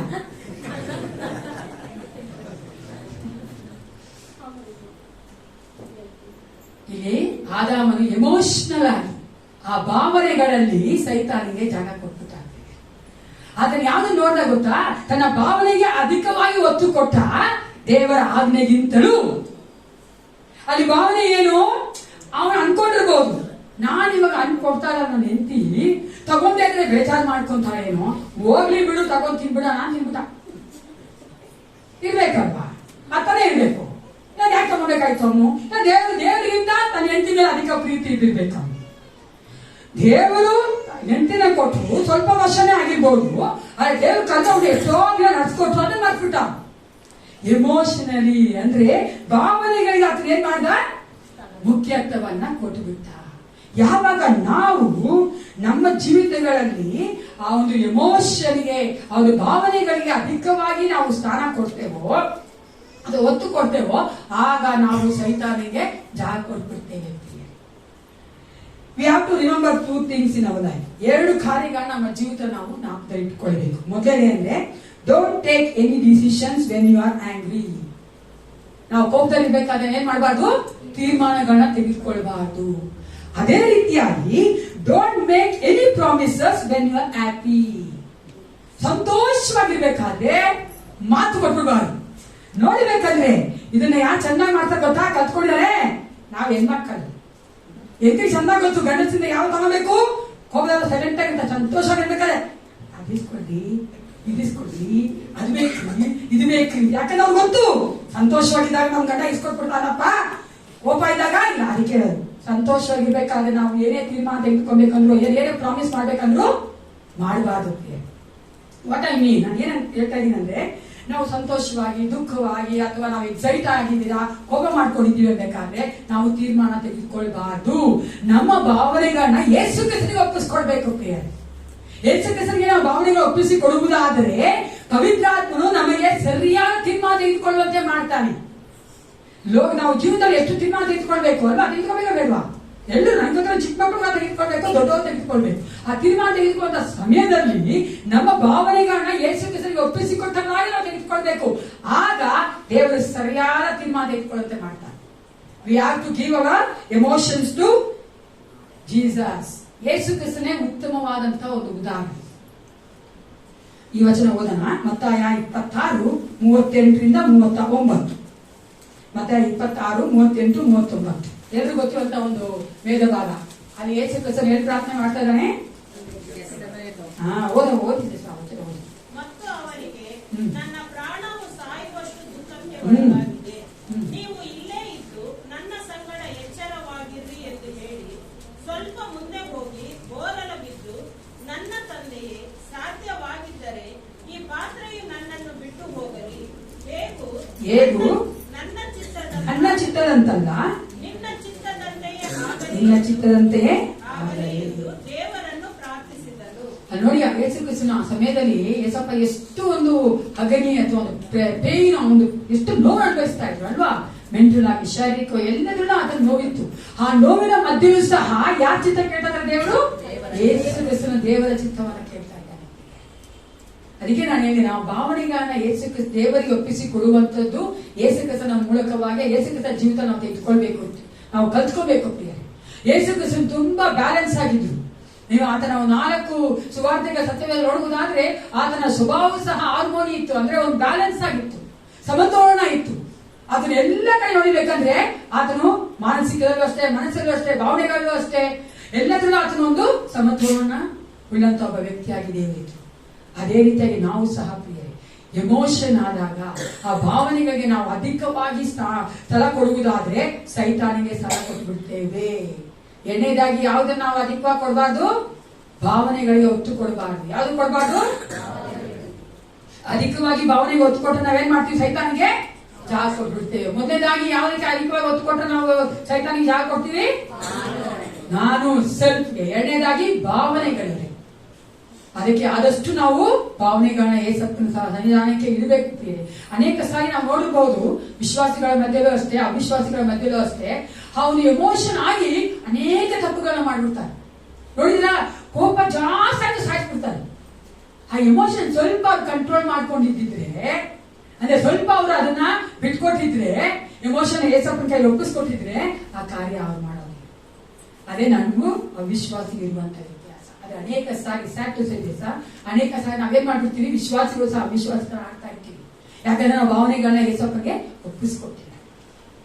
ಮೂರನೇದಾಗಿ ಮತ್ತಾಯ 16:15-16 ಮೂರನೇ ವ್ಯಕ್ತಿ ಕುರಿತಾಗಿ ನೋಡೋಣ. ಇಲ್ಲಿ ಮ್ಯಾಥ್ಯೂ ಚಾಪ್ಟರ್ 16:15-16. ಆದರೆ ನೀವು ನನ್ನನ್ನು ಯಾರನ್ನು ಎಂದು ಕೇಳಲಾಗಿ, ಸೀಮೋನ್ ಪೇತ್ರನು, ನೀನು ಬರಬೇಕಾಗಿರುವ ಕ್ರಿಸ್ತನು ಜೀವ ಸ್ವರೂಪನಾದ ದೇವರ ಕುಮಾರನು ಎಂದು ಉತ್ತರ ಕೊಟ್ಟನು. ಈ ಒಬ್ಬ ಪೇತ್ರ, ನಾವು ಹೊರಡಬಳಿಕೆ ನೋಡ್ತೀವಿ ಪೇತ್ರ ಕುರಿತ. ಈ ಪೇತ್ರ ಯಾರಾಗಿದ್ದನು? ಪೇತ್ರನು ಯೇಸು ಕ್ರಿಸ್ತನು ಆರಿಸಿಕೊಂಡಂತ ಒಬ್ಬ ಶಿಷ್ಯನಾಗಿ, ಯೇಸು ಕ್ರಿಸ್ತನು ಆತನನ್ನ ಅಪೊಸ್ತಲ ಎಂದು ಕರೆದು ಸೇವೆಗೆ ಕಳಿಸಿಕೊಟ್ಟಂತ ವ್ಯಕ್ತಿ. ಅದು ಮಾತ್ರ ಅಲ್ಲ ಪ್ರಿಯರೇ, ನೀವು ನೋಡುವುದಾದ್ರೆ ಆತನು ಇನ್ನರ್ ಸರ್ಕಲ್ ಡಿಸೈಪಲ್ ಆಗಿದ್ರು. ಅಂದ್ರೆ ಯೇಸು ಕ್ರಿಸ್ತನಿಗೆ ಹತ್ತಿರವಾದಂತ ಒಬ್ಬ ಶಿಷ್ಯರಲ್ಲಿ, 3 ಶಿಷ್ಯರಲ್ಲಿ ಇದ್ರು ಸಹ ಒಬ್ಬ ಶಿಷ್ಯರಾಗಿದ್ದವ. ಅಷ್ಟು ಹತ್ತಿರ ಇದ್ದಂತ ಒಬ್ಬ ಶಿಷ್ಯ ಸೈತಾನಿಗೆ ಜಾಗ ಕೊಟ್ಟುಬಿಟ್ಟ. ಯಾವ ರೀತಿ ಅಂತ ನೋಡುವುದಾದ್ರೆ ಮತ್ತಾಯ 16:21-23 ಓದಿದ್ರು.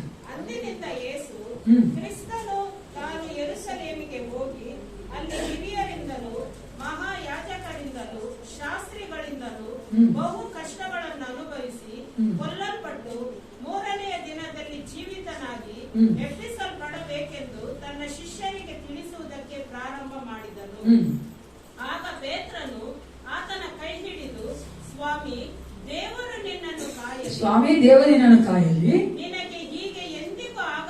ನಿನಗೆ ಹೀಗೆ ಎಂದಿಗೂ ಆಗಬಾರದು ಎಂದು ಆತನನ್ನು ಗದರಿಸುವುದಕ್ಕೆ ಪ್ರಾರಂಭಿಸಲು ಆತನು ತಿರುಗಿಕೊಂಡು ಪೇತ್ರನಿಗೆ, ಸೈತಾನನೇ, ನನ್ನ ಮುಂದೆ ನಿಲ್ಲಬೇಡ, ನಡೆ,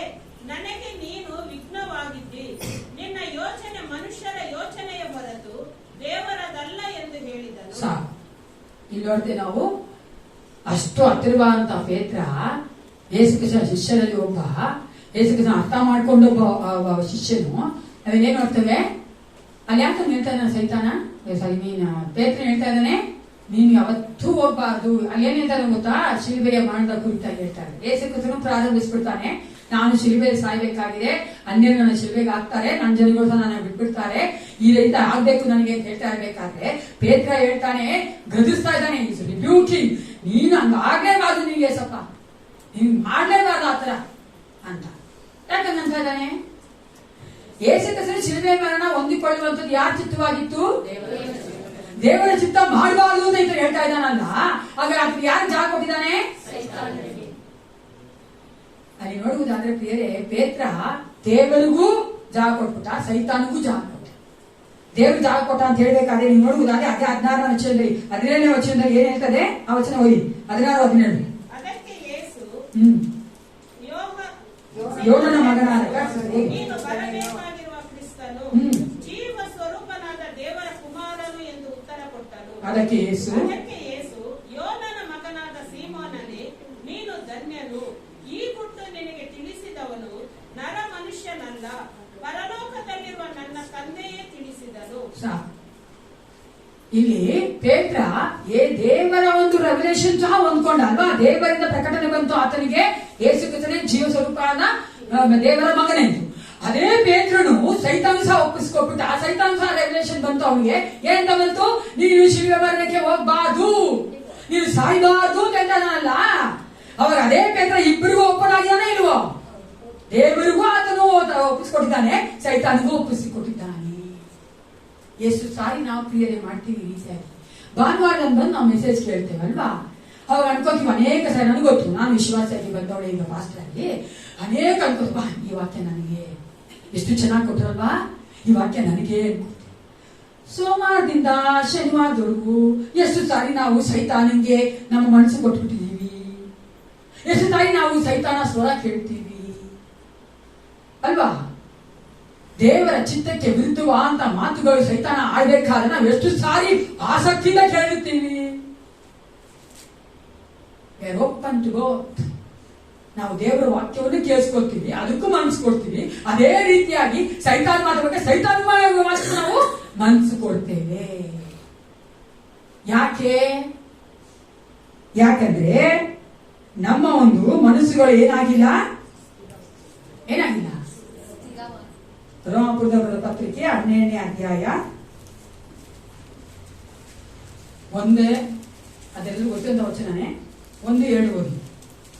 ಆದುದರಿಂದ ಸಹೋದರರೇ, ದೇವರ ಕನಿಕರವನ್ನು ನಿಮ್ಮ ನೆನಪಿಗೆ ತಂದು ನಿಮ್ಮನ್ನು ಬೇಡಿಕೊಳ್ಳುವುದೇನೆಂದರೆ, ನೀವು ನಿಮ್ಮ ದೇಹವನ್ನು ದೇವರಿಗೆ ಮೀಸಲಾಗಿಯೂ ಮೆಚ್ಚುಗೆಯಾಗಿಯೂ ಇರುವ ಸಜೀವ ಯಜ್ಞವಾಗಿ ಅರ್ಪಿಸಿರಿ, ಇದೇ ನಿಮ್ಮ ವಿವೇಕಪೂರ್ವಕವಾದ ಆರಾಧನೆ. 2ನೇ ವಚನ. ಇಹಲೋಕದ ನಡವಳಿಕೆಯನ್ನು ಅನುಸರಿಸದೆ ನೂತನ ಮನಸ್ಸನ್ನು ಪರಲೋಕ ಭಾವದವರಾಗಿರಿ. ಹೀಗಾದರೆ ದೇವರ ಚಿತ್ತ ಅನುಸಾರವಾದದ್ದು, ಅಂದರೆ ಉತ್ತಮವಾದದ್ದು, ಮೆಚ್ಚುಗೆಯಾದದ್ದು, ದೋಷವಿಲ್ಲದ್ದು ಯಾವುದೆಂದು ವಿವೇಚಿಸಿ ತಿಳಿದುಕೊಳ್ಳಿರಿ. ನಾವು ಮನಸ್ಸುಗಳೇನಾಗಬೇಕಂತೆ? ನೂತನವಾಗಬೇಕು. ನೂತನವಾದಂತಹ ಒಂದು ಮನಸ್ಸನ್ನು ನಾವು ಹೊಂದಿಕೊಳ್ಳುವರಾದ್ರೆ ಪರಲೋಕ ಭಾವದವರಾಗಿರುತ್ತೇವೆ. ಆಗ ನಾವು ಯಾವಾಗಲೂ ಯೇಸು ಕ್ರಿಸ್ತನಿಗೆ ನಮ್ಮನ್ನು ನಾವು ಒಪ್ಪಿಸಿಕೊಳ್ಳುತ್ತೇವೆ. ಮನಸ್ಸುಗಳು ಆತನ ಮಾತನ್ನ ಕೇಳ್ತದೆ. ಗೊತ್ತಲ್ವಾ? ನೀವು ನೋಡುವುದಾಗ ಇಲ್ಲಿ ಇಟ್ಸ್ ಎ ಕ್ಲೋಸ್ ರೂಮ್ ಅಲ್ವಾ, ನಾ ಮಾತಾ ಇದ್ದೀನಿ ಅಲ್ವಾ, ನೀವೆಲ್ಲ ಕೇಳಿಸ್ಕೊತಾ ಇದ್ದೀವಿ ತಾನೇ ರೀ? ಎಷ್ಟು ಜನ ಕೇಳ್ಕೊಂತಿದ್ದೀರಿ? ಕೇಳಿಸ್ಕೊಂತಾ ಇದ್ದೀನಿ ಅಲ್ವಾ? ಯಾಕಂದ್ರೆ ಬೇರೆ ವಿಧಿ ಇಲ್ಲ, ಕೇಳಿಸ್ಕೊಳ್ಳೇಬೇಕು. ನೀವು ಮಾತಾಡಕ್ಕಾಗಲ್ಲ, ಸೈಂಟಾಗಿ ಕೇಳಿಸ್ಕೋಬೇಕು ಅಲ್ವಾ? ಕೇಳಿಸ್ಕೊಂತಾ ಇದ್ದೀರಾ. ಇವಾಗ ಬೇರೆ ಒಂದೇ ಸ್ವರ ಬರ್ತದೆ, ಒಂದು ಮೈಕ್ ಇದೆ, ಒಂದು ವಾಕ್ಯ ಸ್ವರ ಮಾತ್ರ ಬರ್ತಾ ಇದೆ. ನೀವು ಹೊರಗಡೆ ಹೋಗಿ, ಇದಾದ ನಂತರ ಸಭೆ ಮುಗಿದ ನಂತರ ನಾವು ಆಮೇಲೆ ನೀವು ಲೋಕಕ್ಕೆ ಹೋಗ್ಬೇಕಾದ್ರೆ ಅನೇಕ ಮಾತುಗಳು ಕೇಳ್ತಾನೆ, ಕೇಳ್ತದೆ ಇಲ್ವಾ? ಒಂದು ರೇಡಿಯೋ ನಿಮ್ಗೆ ಗೊತ್ತಲ್ಲ, ಹಳೆ ಕಾಲ ರೇಡಿಯೋ ಇತ್ತು, ನಿಮ್ಮ ರೇಡಿಯೋ ಅದೇ ಮಾಡಿ ಟ್ಯೂನ್ ಮಾಡ್ಬೇಕು. ಅಪ್ಪ ಎಷ್ಟು ಪಾಡಂದ್ರೆ ವಿವಿಧ ಭಾರತಿ ಬರ್ತಾ ಇತ್ತು, ಫಿಲ್ಮ್ ಸಾಂಗ್ಸ್ ಅವಾಗ ಬರ್ತಾ ಇತ್ತು, ತುಂಬಾ ಇಷ್ಟ ನಮಗೆ.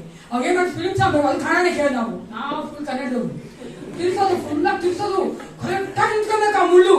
ಅವಾಗ ಸುತ್ತ ಬರ್ತಾ ಇರೋದು, ತಿಳಿಸ್ಬೇಕು ಕರೆಕ್ಟ್ ಬಂತು ಅಂತ ಅಂದ್ರೆ ಟ್ಯೂನ್ ಆಗ್ತಾ ಇತ್ತು, ಕರೆಕ್ಟ್ ಆಗಿ ಆ ವೇವ್ಸ್ ತಗೊಂತಾ ಇತ್ತು. ಹಾಗೆ ನಾವು ಸಹ ಅಷ್ಟೇ, ನಮ್ಮ ಮನಸ್ಸು ನೂತನವಾದ್ರೆ ನಮ್ಮ ಒಂದು ಕಿವಿಗಳು, ನಮ್ಮ ಮನಸ್ಸು ಏನಾಗ್ತದೆ, ಯೇಸು ಕ್ರಿಸ್ತ ಸ್ವರ ಮಾತು ಇಟ್ಕೊಳ್ತಾರೆ. ಆಮೇಲೆ ಎಲ್ಲಾ ಸ್ವರಗಳು ಏನಾಗ್ಬಿಡ್ತದೆ. ನಮ್ಮಲ್ಲಿ ಅನೇಕರು ಹೆಂಗಿದೀವಿ ನಾವು ಅಂದ್ರೆ, ಇನ್ಕ್ಲೂಡಿಂಗ್ ಮೀನಾ, ಅವಾಗ ನಾನು ಹಂಗೆ ಹೇಳ್ಕೊಂತೀನಿ, ಅನೇಕ ಹೆಂಗಿದೀವಿ ಅಂದ್ರೆ ಏಸಪ್ಪನ ಸ್ವರಕ್ಕಿಂತ ಜಾಸ್ತಿ ಅಯ್ಯೋ ಬಂದ್ಬಿಟ್ಟಿದೆಲ್ಲ ದೊಡ್ಡದಾಗಬಾರ್ದು ಮೈಕ್ ಇದು ಸ್ಪೀಕರ್ ದೊಡ್ಡದಾದ ಸ್ಪೀಕರ್ ಅಲ್ಲ ಏನಂತಾರೆ ಲೌಡ್ ಸ್ಪೀಕರ್ ಹಾಕ್ಬಾರ್ದು ಅಂತ ಹೇಳಿದ್ರೆ ಗೌರ್ಮೆಂಟ್ ಇವಾಗ ಅಲ್ವಾ. ಯಾಕೆ ಲೌಡ್ ಸ್ಪೀಕರ್ ಹಾಕ್ಬಾರ್ದು ಅಂತ ಹೇಳಿದ್ರೆ ಅದೋರ ಕೇಳಿಸುತ್ತೆ ಅಂತ. ಹೆಂಗಿರ್ಬೇಕು ನಮ್ಮ ಮನಸ್ಸುಗಳಂದ್ರೆ ಎಲ್ಲಾ ಸ್ವರಕ್ಕಿಂತಲೂ ಏಸಪ್ಪನ ಸ್ವರ ಲೌಡ್ ಸ್ಪೀಕರ್ ಕೇಳಿಸ್ಬೇಕು. ಅದೇ ನಮ್ಗೇನಾಗ್ಬಿಡ್ತದೆ, ಏಸಪ್ಪನ ಸ್ವರ ಎತ್ತಿ ಕೇಳಿಸ್ತಾ ಇರ್ತೇವೆ, ಬೇರೆಲ್ಲ ಜೋರ ಕೇಳಿಸುತ್ತೆ. ಅದ್ರ ಒಬ್ಬಂದು ಯಾವ್ದು ಸೈತಾನ್ದು, ಅದು ಯಾವ್ದೋ ಒಬ್ಬ ವ್ಯಕ್ತಿ ಮೂಲಕ ಮಾತಾಡ್ತಾನೆ, ಕಿವಿಗಳು ಕೇಳಿಸುತ್ತಂದ್ರೆ ಹಂಗಿ ಕೇಳ್ತಾ ನಮ್ಗೆ ಚೆನ್ನಾಗಿ ಕೇಳಿಸ್ತಾ ಇರ್ತದೆ. ಏನೋ ಅಂತ ನನ್ನ ಬಗ್ಗೆ ಏನೋ ಅಂತ ನೋಡು, ನನ್ನ ಬಗ್ಗೆ ಏನೋ ಅಂತ ಯಾರ ಬಗ್ಗೆ ಮಾತಾಡಿದೆ ಅವ್ರು ಪಾಪ. ನಾನು ಲೈಫ್ ನೋಡಿದ್ದೀನಿ, ನನಗೆ ನೋಡಿ ಸ್ವಲ್ಪ ಕೃಪೆ ನಾನು ಬದಲಾಯಿಸ್ಕೊಂಡ್ ಬರ್ತಾನೆ. ಯಾವಾಗ ನನ್ನ ಬಗ್ಗೆನೇ ಮಾತಾಡ, ಯಾಕೆ ಹೇಳಿ, ನಮ್ಮ ಸ್ವರ ಅಂದ್ರೆ ಏಸಪ್ಪನ ಸ್ವರ ನಾವು ಕೇಳ್ಕೊಳ್ದೇ ಇದ್ದೇವೆ. ನಮ್ಮ ಮನಸ್ಸುಗಳು ನೂತನವಾಗಬೇಕು. ಸೈತಾನು ನಮ್ಮಲ್ಲಿ ಕಾರ್ಯ ಮಾಡಬಾರ್ದು, ನಾವು ಸೈತಾನಿಗೆ ಜಾಗ ಕೊಡಬಾರ್ದು ಅಂದ್ರೆ ಮೊಟ್ಟ ಮೊದಲನೇ ಯಾವ್ದು ಒಪ್ಪಿಸ್ಕೊಡ್ಬೇಕು, ನಾನು ಸ್ವಲ್ಪ ಒಪ್ಪಿಸ್ಕೊಡ್ಬೇಕು. ಏನೇದಾಗಿ ನಾನು ಭಾವನೆಗಳನ್ನ ಒಪ್ಪಿಸ್ಕೊಡ್ಬೇಕು. ಮೂರನೇದಾಗಿ ನನ್ನ ಮನಸ್ಸನ್ನು ಒಪ್ಪಿಸ್ಕೊಡ್ಬೇಕು. ಕೊನೆಯದಾಗಿ ನಾನು ಮುಗಿಸ್ತೇನೆ.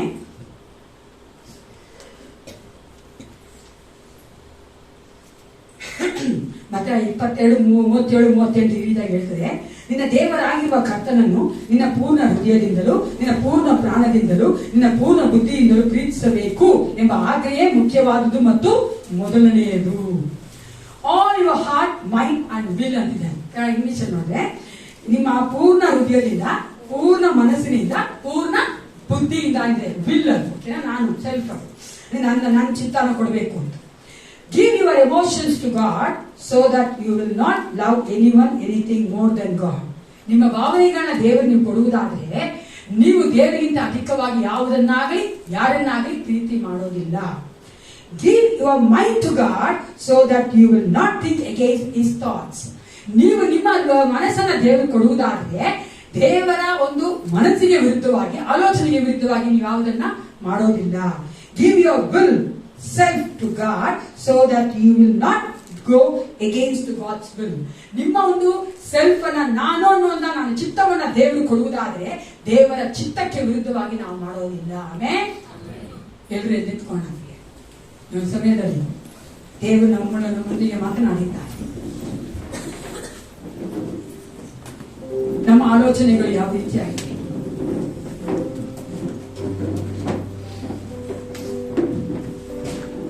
ನಾವು ನಮ್ಮ ಸೆಲ್ಫ್ ಅನ್ನ ದೇವರು ಕೊಟ್ಟಿದ್ದೇವ, ನಾವು ನಮ್ಮ ಎಮೋಷನ್ಸ್ ಅನ್ನ ದೇವರು ಕೊಟ್ಟಿದ್ದೇವ, ನಾವು ನಮ್ಮ ಮೈಂಡ್ ಅನ್ನ ದೇವರು ಕೊಟ್ಟಿದ್ದೇವ.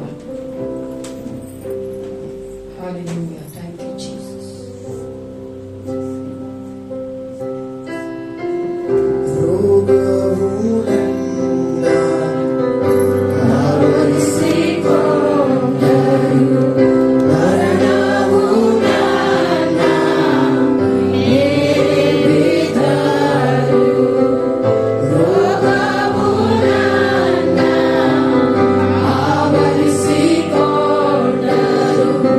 Mara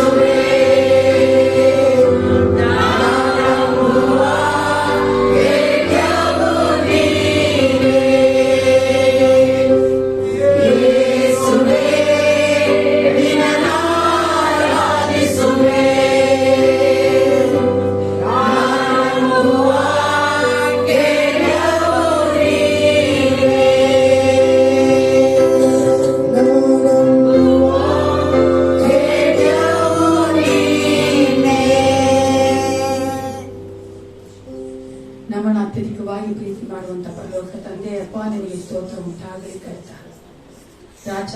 ನಾವು ಕರ್ತನೆ ನಮ್ಮ ವೈರ್ಯಾಂತ ಸೈತಾನಿಗೆ ಕರ್ತನೆ ಜಾಗ ಕೊಡದಂತೆ ನಮ್ಮ ಒಂದು ಕರ್ತನೆ ಅವ್ರಿಗೆ ಸ್ವಲ್ಪ ಸೆಲ್ಫ್ ನಿನಗೆ ಒಪ್ಪಿಸಿಕೊಡುವಂತೆ, ನಾವು ಭಾವನೆಗಳನ್ನ ನಿನಗೆ ಒಪ್ಪಿಸಿಕೊಡುವಂತೆ, ನಮ್ಮ ಒಂದು ಮನಸ್ಸುಗಳನ್ನ ನಿನಗೆ ಒಪ್ಪಿಸಿಕೊಡುವಂತೆ ಅಪ್ಪ ನಮ್ಮನ್ನ ಬಲಪಡಿಸಬೇಕೆ ನಾನು ಬೇಡುತ್ತೇನೆ ಕರ್ತನೆ. ಅನೇಕ ವೇಳೆಗಳಲ್ಲಿ ಕರ್ತ ನಮಗೆ ತಿಳಿಯದೆ ನಾವು ಕರ್ತನೆ ವೈರಿಗೆ ಜಾಗ ಕೊಟ್ಬಿಟ್ಟಿದ್ದೇವಪ್ಪ. ನೀವು ನಮಗೆ ಬಲ ಕೊಡು ಕರ್ತನೆ, ನಿಮ್ಮ ಸ್ವರವನ್ನು ಮಾತ್ರ ನಾವು ಕೇಳುವಂತೆ ಕರ್ತನೆ, ನಾವು ಮನಸ್ಸುಗಳು ನೂತನವಾಗುವಂತೆ ಕರ್ತ, ನಿನ್ನ ಒಂದು ಕರ್ತನೆ ಮಕ್ಕಳಾಗಿ ಸಾಕ್ಷಿಗಳಾಗಿ ಕರ್ತನೆ ಅಪ್ಪ ಈ ಲೋಕಕ್ಕೆ ಬೆಳಕಾಗಿ ಜೀವಿಸುವಂತೆ ಅಪ್ಪ ಪ್ರತಿಯೊಬ್ಬ ಮಕ್ಕಳ ಆಶೀರ್ವದಿಸು. ನಮ್ಮ ಒಂದು ಸಭೆಯ ಪ್ರತಿಯೊಬ್ಬ ಮಕ್ಕಳು ಏಸಪ್ಪ ಇರುವಂತ ಕಡೆಗಳಲ್ಲಿ ಅವರು ಆಶೀರ್ವಾದವಾಗಿರ್ಬೇಕು ಕರ್ತನೆ. ಅನೇಕ ಮಕ್ಕಳು ನಮ್ಮ ಮಕ್ಕಳನ್ನು ನೋಡಿ ರಾಜ ಏಸಪ್ಪ ಇವರು ಯೇಸು ಕ್ರಿಸ್ತನ ಮಕ್ಕಳು ಎಂದು ಹೇಳುವಂತೆ ಜೀವಿಸಬೇಕು ಕರ್ತನೆ. ಪ್ರತಿಯೊಬ್ಬರನ್ನ ಕರ್ತನೆ ಕಟ್ಟಬೇಕೆ ನಾನು ಬೇಡುತ್ತೇನೆ. ಸರಿಯಿಲ್ಲದಂತ ಅಪ್ಪ ಹೌದು ರಾಜ, ನಮ್ಮಲ್ಲಿ ಇಲ್ಲದೆ ಇರುವಂತ ಸೈತಾನ ಎಲ್ಲ ಕಾರ್ಯ ಇರುವಂತ ಎಲ್ಲ ಸೈತಾನ ಕಾರ್ಯಗಳು ತೆಗೆದುಹಾಕಬೇಕೆ ನಾವು ಬೇಡುತ್ತೇವಪ್ಪ. ನಿನ್ನ ಒಂದು ಗುಣಲಕ್ಷಣಗಳು ನಮ್ಮಲ್ಲಿ ಕಾಣಬರುವಂತೆ ನೀ ಕಾರ್ಯ ಮಾಡು. ಪ್ರತಿಯೊಬ್ಬರನ್ನ ಆಶೀರ್ವದಿಸು. ಯೇಸು ಕ್ರಿಸ್ತನ ನಾಮದಲ್ಲಿ ಪ್ರಾರ್ಥಿಸುತ್ತೇನೆ ಒಳ್ಳೆಯ ಪಿತನೇ, ನನ್ನ ಮನವೇ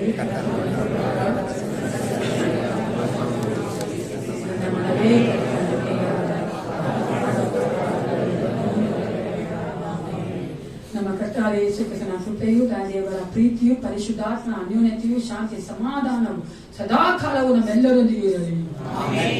Praise the Lord. Let Jesus empowers you throughout this week.